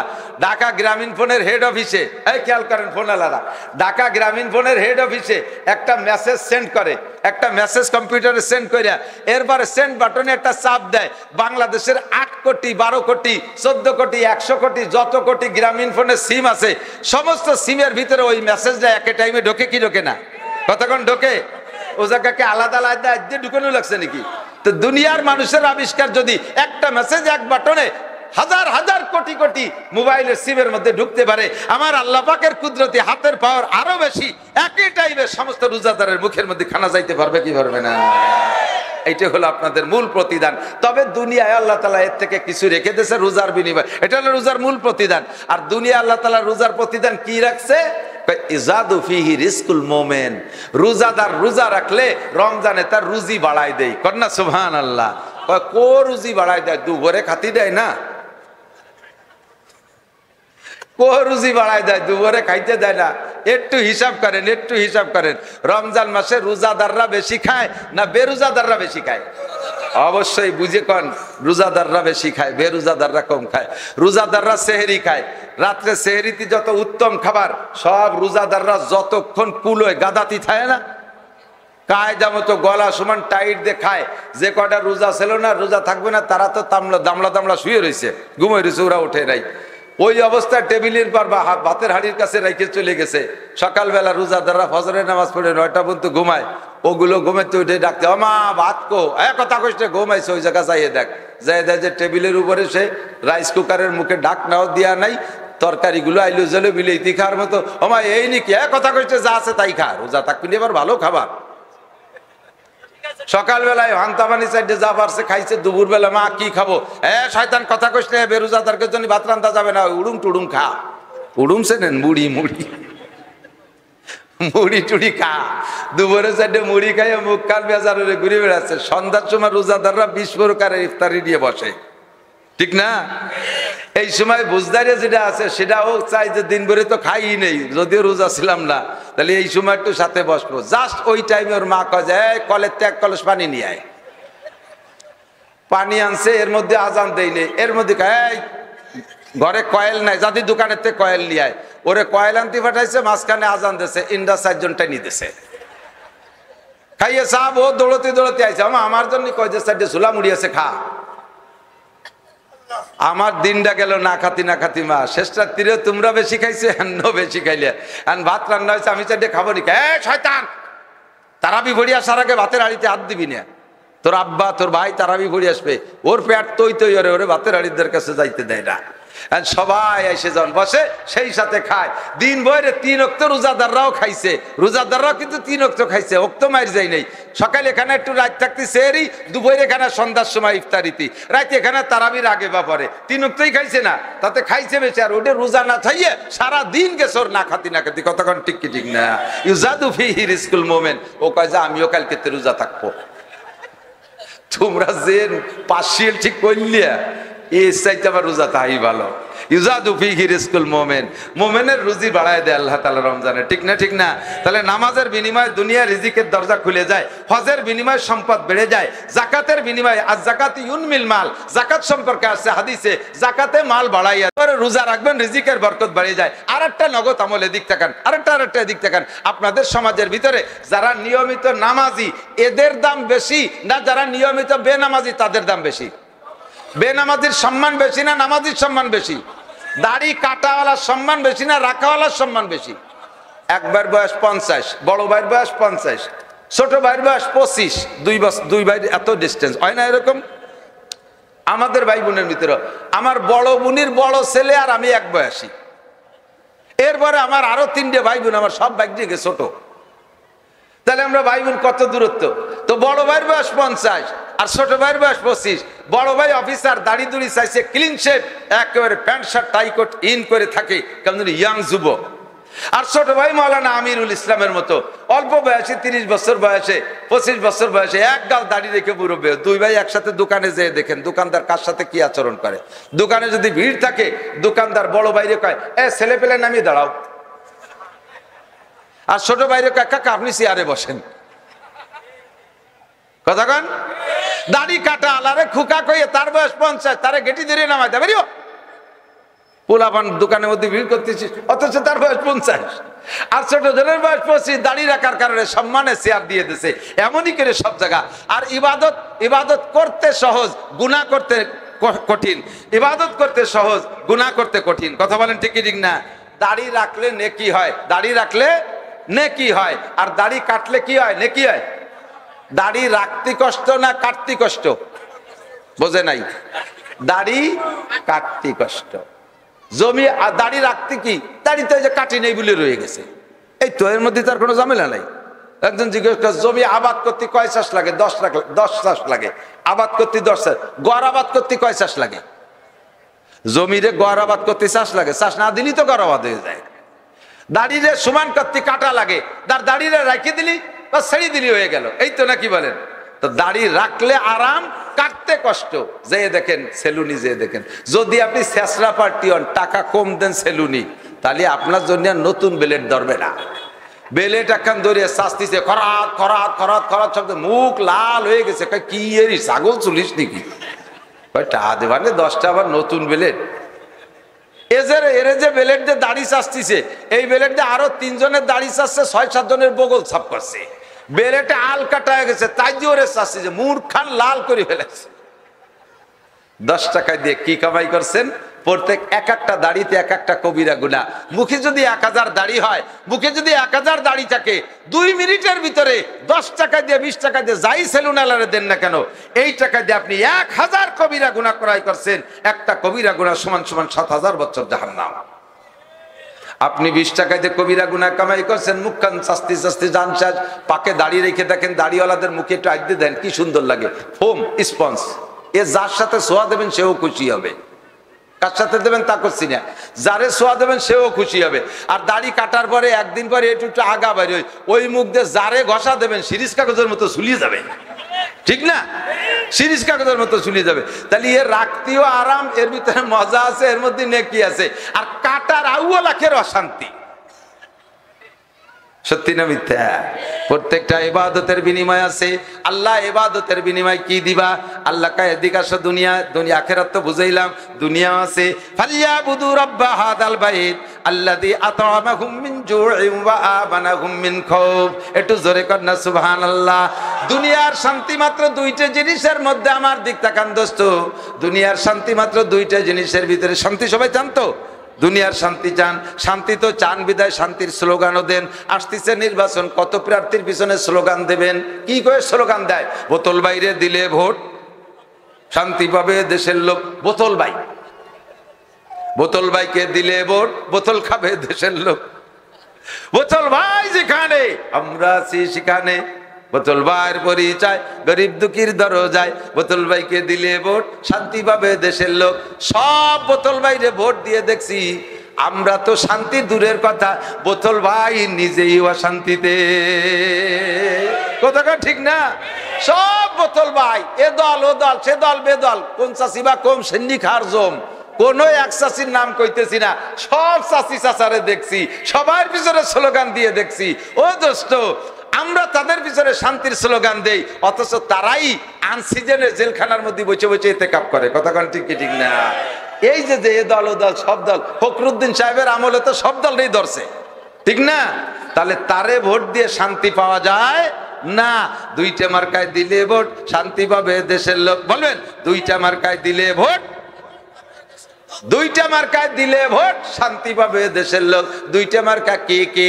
নৌকা, ধানের শীষ, লাঙ্গল, দাড়িওয়ালা, রিক্সা, খেজুর গাছ, এই সমস্ত মার্কা না। দুইটা মার্কায় দিলে ভোট শান্তি পাবে দেশের লোক। 1 নম্বরে কোরআন মার্কা, 2 নম্বরে হাদিস মার্কা। কথা বলেন ঠিক কি ঠিক না? আমলি গালা কোরআন আর হাদিস নিয়ে আসো, সব ভোট তোমাকে দেব। বিএনপি আলা কোরআন হাদিস নিয়ে আসো, সব ভোট তোমাকে দেব। আরে সরমুনাই আলা যদি কোরআন হাদিস বাদ দিয়ে আসো, একটা ভোটও তোমারে দেব না। জামাত ইসলামও যদি কোরআন হাদিস বাদ দিয়ে আসো, একটা ভোটও তোমারে দেব না। কথা বলেন ঠিক কি ঠিক না? কোরআন মার্কায় দিলে ভোট শান্তি পাবে দেশের লোক, হাদিস মার্কায় দিলে ভোট শান্তি পাবে দেশের লোক। প্রার্থী আমার আল্লাহ, প্রার্থী আমার রসুল, আল্লাহ রসুলকে দিলে ভোট শান্তি পাবে দেশের লোক। আমার আল্লাহ বলেন, ওয়ালাউ আন্না আহলাল কুরআন আমানু ওয়াত্তাকাউ লাফাতাহনা আলাইহিম বারাকাতিম মিনাস সামাই ওয়াল আরদ। হে দুনিয়ার মুসলমান, হে দুনিয়ার মুসলমান, জেনে নাও শান্তি কোথায় আছে তোমরা জানো না। তোমরা মুখস্থ ফাঁকা ডাঙ্গার মধ্যে দৌড়াইতেছো শান্তির লোভে। আরে শান্তি ও জায়গা নাই। যদি আমারে ঈমান দাও, আমি আল্লাহকে যদি ঈমান দাও, তার মানে আমাকে বিশ্বাস করো। ওয়াত্তাকাউ, আর আমারে ভয় করো। আমারে ভয় করে দুর্নীতি থেকে ফিরে থাকো, আমারে ভয় করে আমার হুকুমগুলো মেনে চলো। তাহলে আমি আল্লাহ ওয়াদা করলাম, লাফাতাহনা আলাইহিম বারাকাতিম মিনাস সামাই ওয়াল আরদ। আসমান থেকে রহমত, জমিন থেকে বরকত। বলেন আসমান থেকে রহমত, জমিন থেকে বরকত। আসমান থেকে রহমত, জমিন থেকে বরকত। পানির ভিতরে, বাতাসের ভিতরে, ব্যক্তি জীবন, পারিবারিক জীবন, সামাজিক জীবন, অর্থনৈতিক জীবন, রাজনৈতিক জীবন, আন্তর্জাতিক জীবন, সব জায়গা আমি রহমত আর বরকতের দরজা খুলে দেব। আর আমি আল্লাহ সম্পর্কে তোদের অভিজ্ঞতা নাই, জেনে নেই। ওয়া ইন্নাল্লাহা লা ইউখলিফুল মিআদ। আমি আল্লাহ, তোদের আল্লাহ ওয়াদা খেলাপ করি না। আমি যাহা বলি তাহা করি। কথা বলেন ঠিক কি ঠিক না? আল্লাহ যাহা বলে তাই করে। আল্লাহ কয় আমারে ঈমান আর তাকওয়া দে, শান্তি দিয়ে দেব তোরে। এবার শান্তি কারে কয় তাও তো তোরা চিনিস না। শান্তি মাত্র 2টা জিনিসের ভিতরে। লাখ লাখ কোটি কোটির মধ্যে শান্তি না। 13 দফা, 50 দফা, 80 দফা, এ কোনো দফা লাগবে না। সব দফা সারা হয়ে গেছে। মাত্র 2 দফার মধ্যে শান্তি। শান্তি মাত্র 2টা। কয়টা? 2টা জিনিসের মধ্যে শান্তি। এই 2টি হলে সব হয়ে যাবে, 2টি হলে সব হয়ে যাবে। 2টা জিনিস কি? একটা হল, খেয়াল করেন, একটা হলো রিজিক। একটা রিজিক। রিজিক বলতে খালি ভাত না। আমার ব্যক্তি জীবনে বেঁচে থাকতে যত আসবাব আর সামগ্রী লাগবে সবগুলোর নাম রিজিক। একজন পুরুষের একটা বউও রিজিক, স্বামী স্ত্রীর সন্তানও রিজিকের মধ্যে। ওগুলো আমার দরকার। দালান কোঠা, গাড়ি বাড়ি, জায়গা জমি, টাকা পয়সা, ব্যবসা বাণিজ্য, সোনা দানা, রূপো, যত যা কিছু লাগবে সব কিছুর নাম হলো রিজিক। আল্লাহ কয় রিজিক। 2টা জিনিসের মধ্যে তোমাদের শান্তি। একটা হলো রিজিক, একটা হলো রিজিক। খেয়াল করে না, একটা হলো রিজিক। শান্তির 2টা উপকরণ, একটার নাম কি? জোরে বলেন, আবার বলেন। 2 নম্বরটা হলো নিরাপদ বসবাস। নিরাপদ বসবাস, নিরাপদ বসবাস। ভয় নাই, ভীতি নাই, নিরাপত্তা আছে। 1 কোটি টাকার বস্তা মোটরসাইকেলের পিছনে উঠাইয়া এখন ভাই বিশ্ব রোড দিয়ে ঢাকা চলে যাবেন, রাস্তায় কেউ আপনারা সালাম দেবে ছাড়া শালা বলবে না। ঘরের ভিতরে 2 কোটি টাকা রাইখা দরজা খুলে ঘুমাই থাকবেন, সকালবেলা দেখবেন জাগার টাকা জায়গায় আছে। 1 কেজি স্বর্ণ রাস্তায় পড়ে আছে, ফিরেও কেউ তাকাবে না। যার মাল সেই সে ছাড়া আর কেউ উঠায় সে ধরবে না। এভাবে রাস্তাঘাটে চলবেন, বনে জঙ্গলে ঘুরবেন, সমুদ্র সৈকতে ঘুরবেন। আরে জাহাজে যাবেন আর জঙ্গলে যাবেন, কোন জায়গা আপনাকে কেউ অ্যাটাক করবে না। সুন্দরী রূপসী মহিলা রাতের অন্ধকারে 20 মাইল পথ বিশ্ব রোড দিয়ে হেঁটে যাবে, একটা পুরুষ তার দিকে ফিরে তাকাবে না, নিরাপত্তার সাথে পৌঁছাবে। একে বলা হয় নিরাপদ জীবনযাপন। আল্লাহ কয় তুমি দুনিয়ার কোন জায়গায় শান্তি পাও নাই, আমি যে ইবাদতের জন্য তোমার সৃষ্টি করেছি এই ইবাদত করো। এই 2টা জিনিস আমি তোমারে দেব। ফালিয়াবুদু রাব্বা হাদাল বাইত। ফালিয়াবুদু সূরা কুরাইশের মধ্যে পড়েছেন, ফালিয়াবুদু রাব্বা হাদাল বাইত আল্লাযী আতামাহুম মিন জু ওয়া আমানাহুম মিন খাউফ। এই ঘরে ঘরের রবের ইবাদত কর, কাবার রবের ইবাদত কর, মসজিদের মালিকের ইবাদত কর, কোরআনের মালিকের ইবাদত কর, ইসলামের মালিকের ইবাদত কর, তোর রবের ইবাদত কর। ফালিয়াবুদু রাব্বা হাযাল বাইত, এই ঘরের রবের ইবাদত কর। আল্লাযী আত'আমাহুম মিন জু, যে আল্লাহ সকল ক্ষুধা নিবারণ করে দেবে, রিজিকের পর্যাপ্ত ব্যবস্থা করে দেবে। ওয়া আমানাহুম মিন খাউফ, আর শতভাগ নিরাপত্তার সাথে বসবাসের ব্যবস্থা করে দিবে। এছাড়া যত নেতারা তোমাদের নিরাপদ আর রিজিকের প্রতিশ্রুতি দিক না কেন, এগুলো সব ব্ল্যাঙ্ক অফার, এসব সিয়াসি পলিসি হয়, এসব রাজনৈতিক কৌশল। আমারে ভোট দেন, এটা করবো ওটা করবো সেটা করবো, কত তার লোভ দেয় না। ভোট দিয়ে নির্বাচিত করে দিছে, এরপরে উনি যে ঢাকা যায় 7 তলার মধ্যে বসে রয়েছে, ফোন করলি কয় যে আমি বাড়ি নাই, বাড়ি থাইও পায়খানার মধ্যে, পায়খানায় বসে ফোন রিসিভ করে কাম এলো ঢাকা। আসলেই তো ঢাকা, বাইরে না, পায়খানার মধ্যে ঢাকা রয়েছে। ল্যাবের তালে থেকে আমি ঢাকা, মানে ল্যাব দিয়ে ঢাকা। যারা ভোট দিলাম শান্তির এত লোভে, সে এখন আত্মগোপন করে থাকে, সেই মালিক আত্মগোপন করে না, অবিরাম সে আত্মপ্রকাশ করে আছে। কথা বলেন ঠিক ঠিক না? আমি তোর জন্য সব নিয়ামত আছে বান্দা, নিয়ে আসছি, ফালিয়াবুদু, আমার ইবাদত করো, আমার ইবাদত করো। আল্লাযী আত'আমাহুম মিন জু, আমি তোমার সব ক্ষুধা নিবারণ করে দেব। ওয়া আমানাহুম মিন খাউফ, নিরাপদ বসবাসের ব্যবস্থা করব। আচ্ছা জি আল্লাহ, আমরা রাজি আছি। ইবাদত করব কার? বুঝি আসছে না কথা? মনে আছে সিরিয়াল? সৃষ্টি করেছেন কি অনর্থক না? কেন? ইবাদতের জন্য। কতদিন করব? মরা পর্যন্ত। কোয়ালিটি কেমন হবে? ইখলাসের সাথে হবে, এর মধ্যে ভেজাল হবে না। কতক্ষণ? কার ইবাদত করব? রবের ইবাদত করব। কেন করব? ওমালিয়া লা আবুদুল্লাযী ফাতারানি, তিনি আমারে বানাইলেন, তাহলে আমি ইবাদত তার কেন করব না? কতক্ষণ? ঠিক কি ঠিক না? এরপরে জানতে চাইলাম আল্লাহ ইবাদতের বিনিময় কি হবে? রিজিক হবে আর নিরাপত্তা হবে, রিজিক হবে আর নিরাপত্তা হবে। এখন ফাইনালে চলে আসছি, একেবারে গাছে উঠে দেবো, ফল আপনি পালিয়ে খাবেন। জানতে চাইলাম আল্লাহ ইবাদত কি? তাই তো বুঝলাম না। ইবাদত কি একটু কও? সবসময় মসজিদে পড়ে থাকতে হবে? আল্লাহ সবসময় কোরআন শরীফ পড়তে হবে? সবসময় জিকির করতে হবে? এই নাকি ইবাদত? না কি তুমি কও দি ইবাদত? ওরম বলি তো পারবো না। আল্লাহ পাক রব্বুল আলামিন বললেন, আরে বান্দা এদিক তাকা, ইবাদত সহজ, এর শটে শটে সব নিয়েছি, এদিক তাকান, বড় চমৎকার। ইবাদত সহজ। ইবাদত কি? আল্লাহ পাক বললেন, মা আতাকুমুর রাসূলু ফাকুযুহু ওয়া মা নাহাকুম আনহু ফান্তাহু। উলামায়ে কেরাম সবই জানেন, শুধু আমি একটু তরতিব দিছি, এই তরতিবটা আপনিও মনে রাখবেন। জুমার দিন বয়ানের ভিতর তরতিবের সাথে কথা বলবেন। আমি নাসির একদিন থাকবো না, বুড়ো হয়ে গেছে, 56 হয়ে গেছে, এখন এনি টাইম ডাক এসে যেতে পারে। এই চেয়ারে বসে সুন্দর করে সাজাই বলবেন। আপনাদের শুধুমাত্র সাজের প্রশিক্ষণ দিছি, নইলে আপনাদের আলেমদের জন্য আমার ওয়াজ না, সাধারণ পাবলিকের জন্য। আল্লাহ পাক বলেন ইবাদত কি শুনতে চাইছো? দুইটা জিনিস বলেন। কয়টা? একটা হলো আমার রসুল যেটা যেভাবে, আমার নবী যেটা যেভাবে ধরতে বলে ওইটারে ওইভাবে ধরো, আর আমার নবী যেটা যেভাবে ছাড়তে বলে ওইটা ওইভাবে ছেড়ে দাও। এই দুইটা কথার মধ্যে সবকিছু ইবাদত, সবকিছু ইবাদত। তোমার ইবাদতের জন্য আমি সুন্দরবন জঙ্গলের ভিতরে যাইয়া আলাদা ঘর বানায় বসে জিকির করতে কই না, পাহাড়ের চূড়ার পার যাই বসে ইবাদত করতে কই না, আটলান্টিক মহাসাগর বঙ্গোপসাগরের স্তরের পর বসে ইবাদত করতে কই না। নমি গুয়াম কে আজ দুনিয়া জুদাবাস, নমি গুয়াম কে আজ দুনিয়া জুদাবাস, বাহার কারে কে বাসি বা খুদাবাস। বলি না দুনিয়া সাইরা আলাদা হয়ে যাও, এই দুনিয়ার মধ্যে থাকবা, সংসার করবা ইবাদত, বিয়ে করবা ইবাদত, ইংরেজি পড়বা ইবাদত, পুলিশের চাকরি করবা ইবাদত, আর্মি বিডিআর ইবাদত, মেম্বারি চেয়ারম্যান ইবাদত, এমপি মন্ত্রী ইবাদত, খেত খামার করবা ইবাদত, গাড়ি চালাইবা ইবাদত, বাড়ি চালাবা ইবাদত, আরে দোস্ত ব্যবসা বাণিজ্য করবা সব ইবাদত। ইবাদত ছাড়া কিছু না। এমনকি পায়খানা করবা তাও ইবাদত হবে, স্ত্রীর সাথে মিলন করবা তাও তোমার ইবাদত হবে, আনন্দ ফুর্তি করবা নাতি নাতনি নিয়ে সব কিছু ইবাদত হবে। ইবাদতের বাইরে মুসলমানের কোনো কিছু নাই।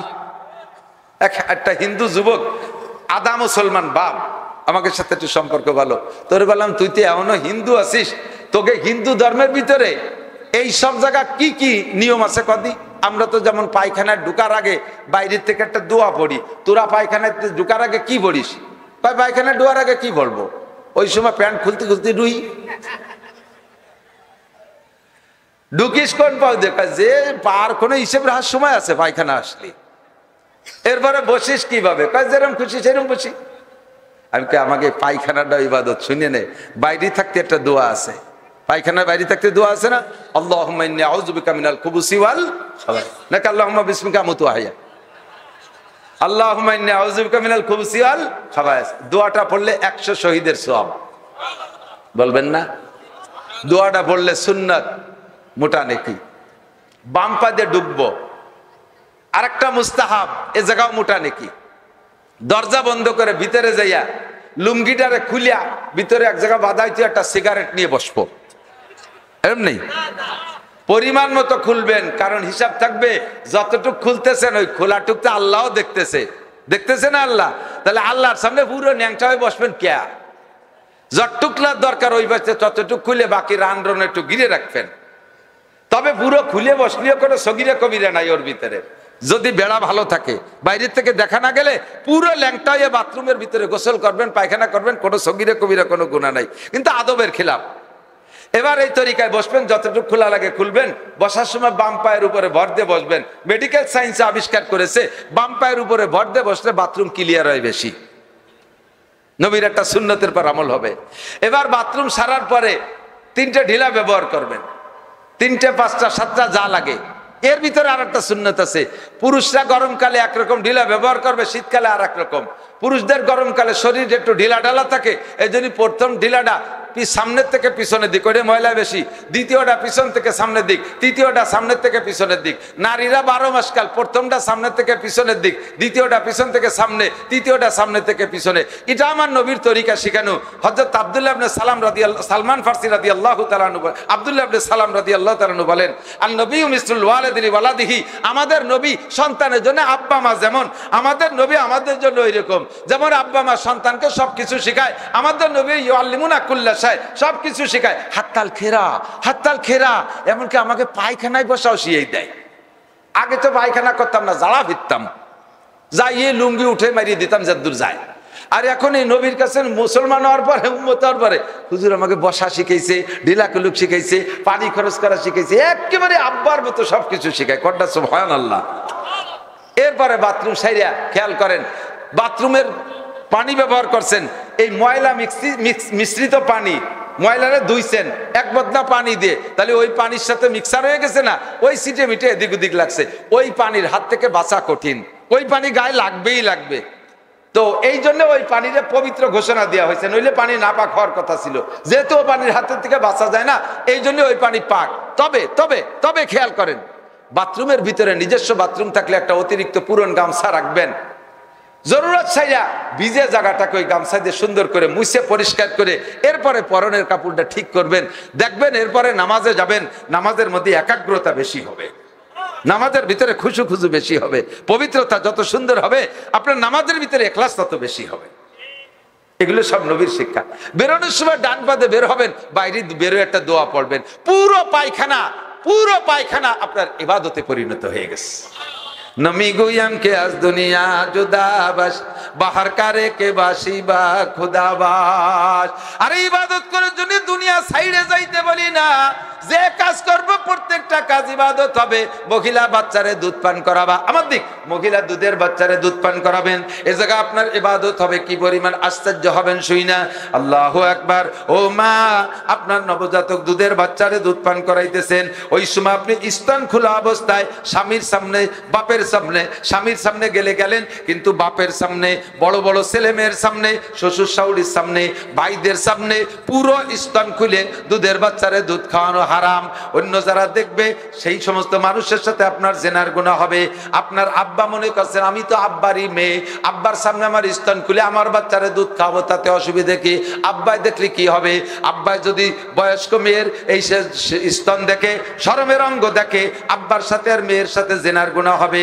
নিজের যুবক ছেলে আছে, আরেকটা বাচ্চা দুধের বাচ্চা কোলে, দুধের ডালে দুধ খাওয়াইতেছেন, আর কলেজে পড়া ছেলেটা আপনার স্তন দেখতেছে, ওই সন্তানের সাথে আপনার জেনার গুনাহ লেখা হবে। মা যখন বাচ্চারে দুধ খাওয়াবেন, দুধের বাচ্চাটারে কাপড়ের নিচে মুখ দিয়ে তার মাথাটারে ঘিরে একেবারে শতভাগ পর্দার সাথে, এবার দুধের বাচ্চা বিসমিল্লাহ বলতে পারে না, তার স্তনটা আপনার মুখের সাথে লাগানোর সময় আপনি মা আপনার মুখে পড়বেন বিসমিল্লাহি ওয়া আলা বারাকাতিল্লাহ। কারণ আপনি একজন মানুষ, আপনি যেমন মানুষ, আপনার স্বামীও তেমন একজন মানুষ। আপনার গায়ে 60 কেজি ওজন, আপনার স্বামীর গায়ে 100 কেজি ওজন। আপনার স্বামীর কোনো জায়গা চাটলি 1 ফুট দুধ বেরোয় না, অথচ আপনার এই শুকনো বডিতে স্তনে চাটা দিলি 1 কেজি দুধ বের হয়। এই দুধ আল্লাহ দেয়, এই দুধের মালিক আপনি না। এই দুধ দুনিয়ার কোনো কারামতি না। কথা বলেন ঠিক কি ঠিক না? আল্লাহর দেয়া নিয়ামত দিয়ে আপনি সন্তান পালতেছেন। যদি কোনো মায়ের সন্তান মায়ের স্তনের থেকে দুধ না পায়, 2.5 বছর যদি দুধ কিনে খাওয়ানো লাগে ল্যাকটোজেন ফ্যাক্টোজেন দিয়া, কয় লাখ টাকার দুধ লাগে খাওয়ানোওয়ালারা জানেন। আর একটা বাচ্চা যদি মায়ের স্তন থেকে রেগুলার দুধ পান করে, রেগুলার দুধের উপরে নির্ভর করে যদি 2.5 বছর দুধ খাইয়ে বড় হতে পারে, আল্লাহর রহমতে 2.5 বছরের মিনিমাম 60 মণ দুধ পান করেছে মায়ের স্তন থেকে। 1 কেজি দুধের দাম যদি 80 টাকা হয়, 60 মণ দুধের কত টাকা? এই যে তোমার স্তনের ভিতরে আল্লাহ দিয়েছে, এই জন্যই বাচ্চার মুখ লাগাই দিয়ে ওই সময় তুমি বলবা বিসমিল্লাহি ওয়া আলা বারাকাতিল্লাহ। বাচ্চা দুধ খাইতে খাইতে যখন পেট ভরে দুধ থেকে মুখ সরাই নিয়ে যাবে, মা আপনার মুখে পড়বেন আলহামদুলিল্লাহ, নিয়ামত আল্লাহ দিয়েছে। এই বাচ্চায় যত ফুটা দুধ পান করেছে, এই দুধ রে কণা কণা বানাইয়া, এক একটা কণার বিনিময়, এক একটা জাররার বিনিময়ে মায়ের আমল নামায় আল্লাহ একটা করে নেকি লিখে দিবে। যে কাজ করবেন ওই কাজটা ইবাদত। তরকারি করবেন, বিসমিল্লাহ কে শুরু করবেন, কুটা কাটা শেষ আলহামদুলিল্লাহ বলে শেষ করবেন। চাউল কলসের থেকে নিয়ে হাঁড়িতে দেবেন, বিসমিল্লাহ কয়ে দেবেন, রান্না শেষে আলহামদুলিল্লাহ বলে ঘরে তুলবেন। এই রান্না বান্নাটা ইবাদত হয়ে যাবে। স্বামী স্ত্রী নির্জনে এক জায়গা যাইবেন রাতের অন্ধকারে, রাতের বেলা বাচ্চাদেরকে ঘুমাই দিয়া স্বামী স্ত্রীর নিজ কক্ষে যখন আলাদা হয়ে যায়, তখন দুইজনে একে অপরের দিকে তাকাইয়া আল্লাহর পক্ষ থেকে ভিন্ন একটা অবস্থা সৃষ্টি হয়ে যায়। একে অপরের দিকে তাকায় মুস্কি মুস্কি হাসে। স্বামী স্ত্রী যখন একে অপরের দিকে তাকায় মুস্কি মুস্কি হাসে, আর সে আজিমের মালিক আল্লাহ পাক ওই দুইজনের দিকে তাকাইয়া মুস্কি মুস্কি হাসে। আল্লাহ ফেরেশতাকে কয়, দেখ দুধের কুয়োরা দেখ, মিটমিটে আসতিছে দেখ। এরপরে যাইয়া সর্বপ্রথম স্বামী স্ত্রী হাতে হাতে মুসাফা করবেন, অন্য জায়গায় হাত দেবেন না। আগে হাত দেবেন হাতে হাতে, হাত দিয়ে মুসাফা করে একটা ঝাঁকি দেবেন। আপনার দুইজনের আমল নামা থেকে হাতের ফাঁক দিয়ে সগীরা গুনাহ ঝরে পড়ে যাবে। এ জায়গায় নামাজ লাগে না, রোজা লাগে না, হজ লাগে না, জাকাত লাগে না। স্বামী স্ত্রী আনন্দ করবেন, তা আপনার নেকি। গুনাহ ঝরে যা মানে নেকি। এরপরে স্বামী স্ত্রী বুকের সাথে যখন কুলাকুলি করবেন, আল্লাহ ফেরেশতাদেরকে বলে নূরের পর্দাতে ঘিরে দিয়ে তোরা চলে যা। বাইরে যাইয়া ওই দুইজনের আমল নামায় যতক্ষণ পর্যন্ত ওরা ওইভাবে থাকে, ফজর পর্যন্ত থাকবে, ওদের আমল নামায় সারা রাত নফল নামাজ লিখবি। এই কথাটাই বলতে চাইছি। যা করব আল্লাহর হুকুম আর নবীর তরিকায় হলে, তাহলে সব ইবাদতের জন্য আলাদা মাদ্রাসায় বসে থাকা লাগবে না, মসজিদে বসে থাকা লাগবে না, দুনিয়া ছেড়ে চলে যাওয়া লাগবে না। মেম্বার সাহেব মেম্বারি করবা, আবু বকর উমর উসমান আলীর সাথে জান্নাতে যাবা। যদি তাদের মতো রাজত্ব চালাও, চেয়ারম্যান সাহেব কাউন্সিল পরিচালনা করবা, আবু বকর উমর উসমান আলী ওমর ইবনে আব্দুল আজিজের মতো ইউনিয়ন চালাবা, তাহলে তার সাথে জান্নাতি হয়ে যাইবা। ও এমপি মন্ত্রী যারা আছো, রাজা বাচ্চা হওয়ার জন্য তো লাফাইতেছো, এমপি সাহেবরা যারা প্রার্থী হওয়ার জন্য লাফাইতেছেন, আল্লাহু আকবার, সতর্ক হইয়া যান। আপনি যদি দুনিয়া কামাই করার নিয়তে এই এমপি হওয়ার লোভ করেন, একটা পদের লোভে এমপি হওয়ার লোভ করেন, তাহলে কিন্তু খবর আছে।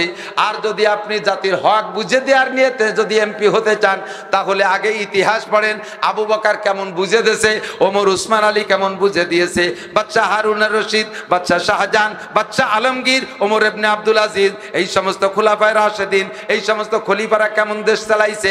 আপনিও যদি সেভাবে চালানোর যোগ্যতা রাখেন, তাহলেই মাঠে আসেন, নইলে এই বোঝা কাঁধে নিয়েন না। আমাকে যদি আমার গোপালগঞ্জ 2 আসনের থেকে, গোপালগঞ্জের থেকে বহুত আমার উপরে প্রস্তাব আসছে, বিশেষ করে উলামায়ে কিরামদের দল। আর আওয়ামী লীগ এখন নির্বাচনে আসতে পারতেছে না। আমার হাজারো লাখো আওয়ামী লীগের জনগণ আমাকে খুব রিকোয়েস্ট করতেছে, আপনি দাঁড়ান, ভোট দেব কোন জায়গায়, আপনি দাঁড়ান। আপনি কোনো দলেন না, কাজে আপনারে ভোট দিতে আমাকে সুবিধা হবে। আমি ওই সাহস আমার নাই। শোনা, 1 নম্বরে পোস্টার ছাপানোর টাকাই না, কয় পোস্টার সব আমরা ছাপাই দেবো। মাইকিং করার টাকা নাই, মাইকিং আমরা দিয়ে দেবো। ভাগ করে নিয়েছে কয়জন। তবু আমি দাঁড়াইতাম না, কারণ আমি ওভাবে পারবো না। এই দেশে থেকে পারবো না, আমি একা তো দেশকে এত সুন্দর করতে পারবো না। বাকি যারা আছে সকলে একমত হয়ে এভাবে আসতে হবে, তাহলেই সেই রকম একটা দেশ গড়া যাবে। কথা বলেন ঠিক কি ঠিক না? ও দোস্ত, সার মাথা শেষ সংক্ষেপে নিয়ে আসছি, কথা শেষ করে দেবো, দোয়া করব। তাহলে আমি শেষ ফিনিশিং কি বুঝছি? আমার যাহা কিছু আছে দুনিয়ার সব কিছু করব কার হুকুম? জোর হলো না? কার হুকুম? কার তরিকা? নবীর তরিকা। কার তরিকা? হুকুম কার? তরিকা কার? নির্বাচনটাও কার হুকুম? তরিকায় ভোট দেব কার? রসুলের তরিকায়। কথা বলেন।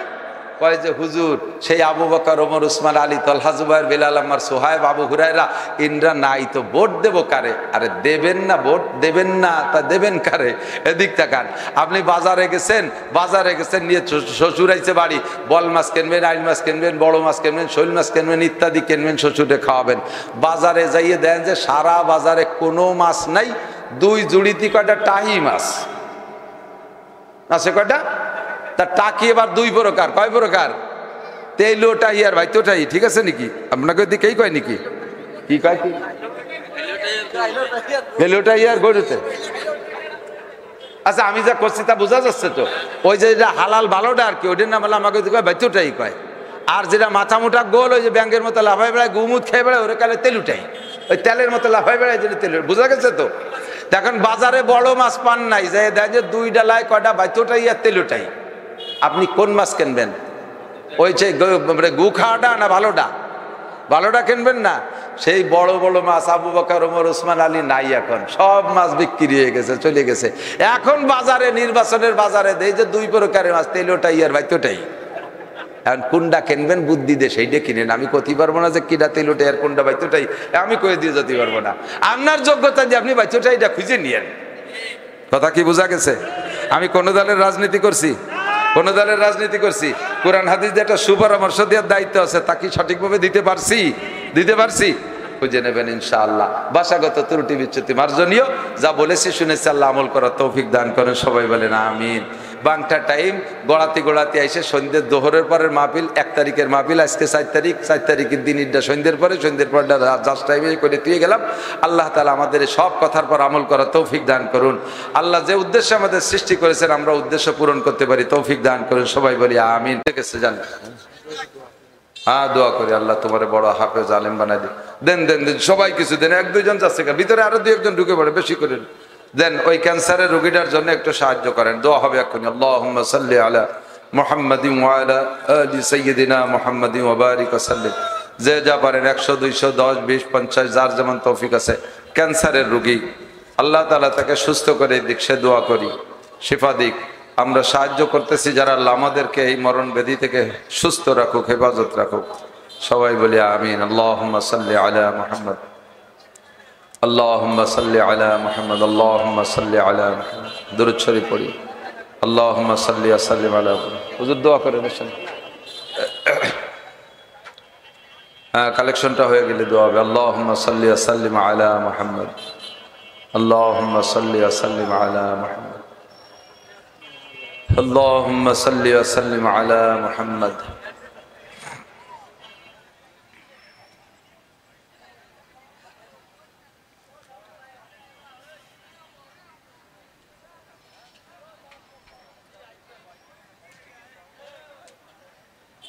এই যে পিছনে টাকা নিতে ডাকতেছে,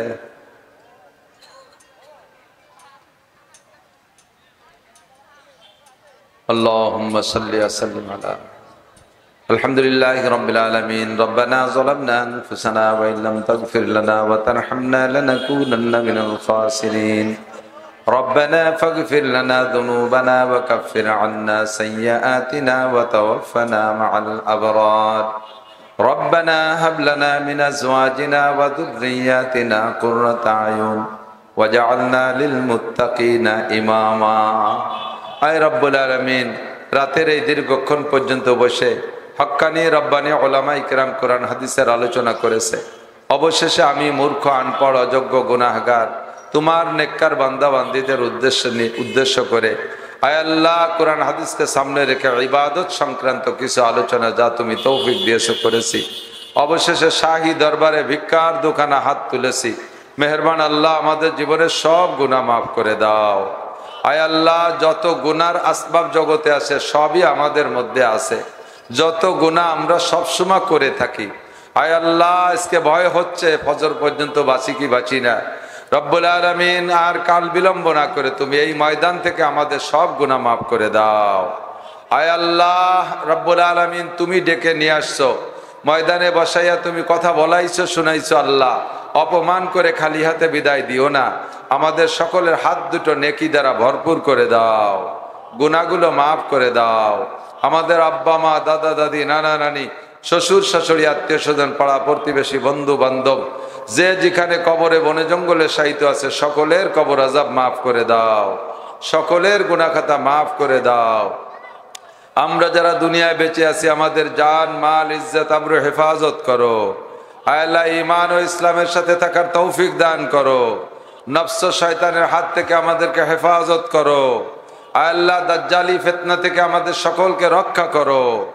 যা কিছু বলেছি শুনেছি কথার পর সবাইকে আমল করা তৌফিক দান করো। অনেক রোগী আছে এর ভিতরে বিভিন্ন রোগে রোগাক্রান্ত, হার্টের রোগী, স্ট্রোকের রোগী, ক্যান্সারের রোগী, আলসারের রোগী, ডায়াবেটিসের রোগী, প্যারালাইসিসের রোগী, বিভিন্ন প্রকার রোগী, চর্ম রোগী। আয় আল্লাহ সব রোগীদেরকে তুমি শিফা দাও, সুস্থ করে দাও, শিফা দাও, সুস্থ করে দাও। অনেকের ঘরে দীর্ঘদিনের পীড়িত রোগী পড়ে আছে, আয় আল্লাহ যদি তাদের হায়াতটাকে সুস্থ করে দাও, যদি সুস্থতা মঞ্জুর না থাকে ঘরে ফেলায় কষ্ট না দিয়া ঈমানের সাথে রহমতের কোলে তুলে নাও। আয় আল্লাহ বিশেষ করে আমার মা অনেক বয়স হয়ে গেছে, বড় অসুস্থ। আয় আল্লাহ যদি আমার মার হায়াতটাকে পূর্ণ সুস্থ করে দাও। আয় আল্লাহ যদি সুস্থতা মঞ্জুর না থাকে আর কষ্ট না দিয়ে ঈমানের সাথে তোমার রহমতের কোলে তুলে নাও। আয় মেহেরবান আল্লাহ একটা ক্যান্সারের রোগীর জন্য আমরা সাহায্য করেছি, এই ক্যান্সারের রোগীটাকে তুমি সুস্থ করে দাও। আয় আল্লাহ অবশ্যই সুস্থ করে দাও। আয় আল্লাহ এই মুরব্বী তার সন্তানের জন্য, অসুস্থ সন্তানের জন্য দোয়া চেয়েছে, আয় আল্লাহ তাকেও তুমি সুস্থ করে দাও। এমন করে যত রোগী যেখানে আছে হাত তুলেছে আল্লাহ দোয়া চেয়েছে সবাইকে শিফা দাও, সুস্থ করে দাও। আয় আল্লাহ এই মাহফিলের ইন্তেজামি কমিটিকে তুমি কবুল করে নাও। আয় আল্লাহ যেই সমাজ আজকে গুনার আড্ডা করবে, গান দেবে, কনসার্ট দেবে, তারা সেগুলো বাদ দিয়ে একটা দিনই মাহফিলের ইন্তেজাম করেছে। মেহেরবান আল্লাহ তুমি এই যুব সমাজকে কবুল করে নাও। কিয়ামতে আরশে আজিমের নিচে ছায়া পায় এমন যোগ্যতা এদেরকে নিয়ে যাওয়ার তৌফিক দান করো।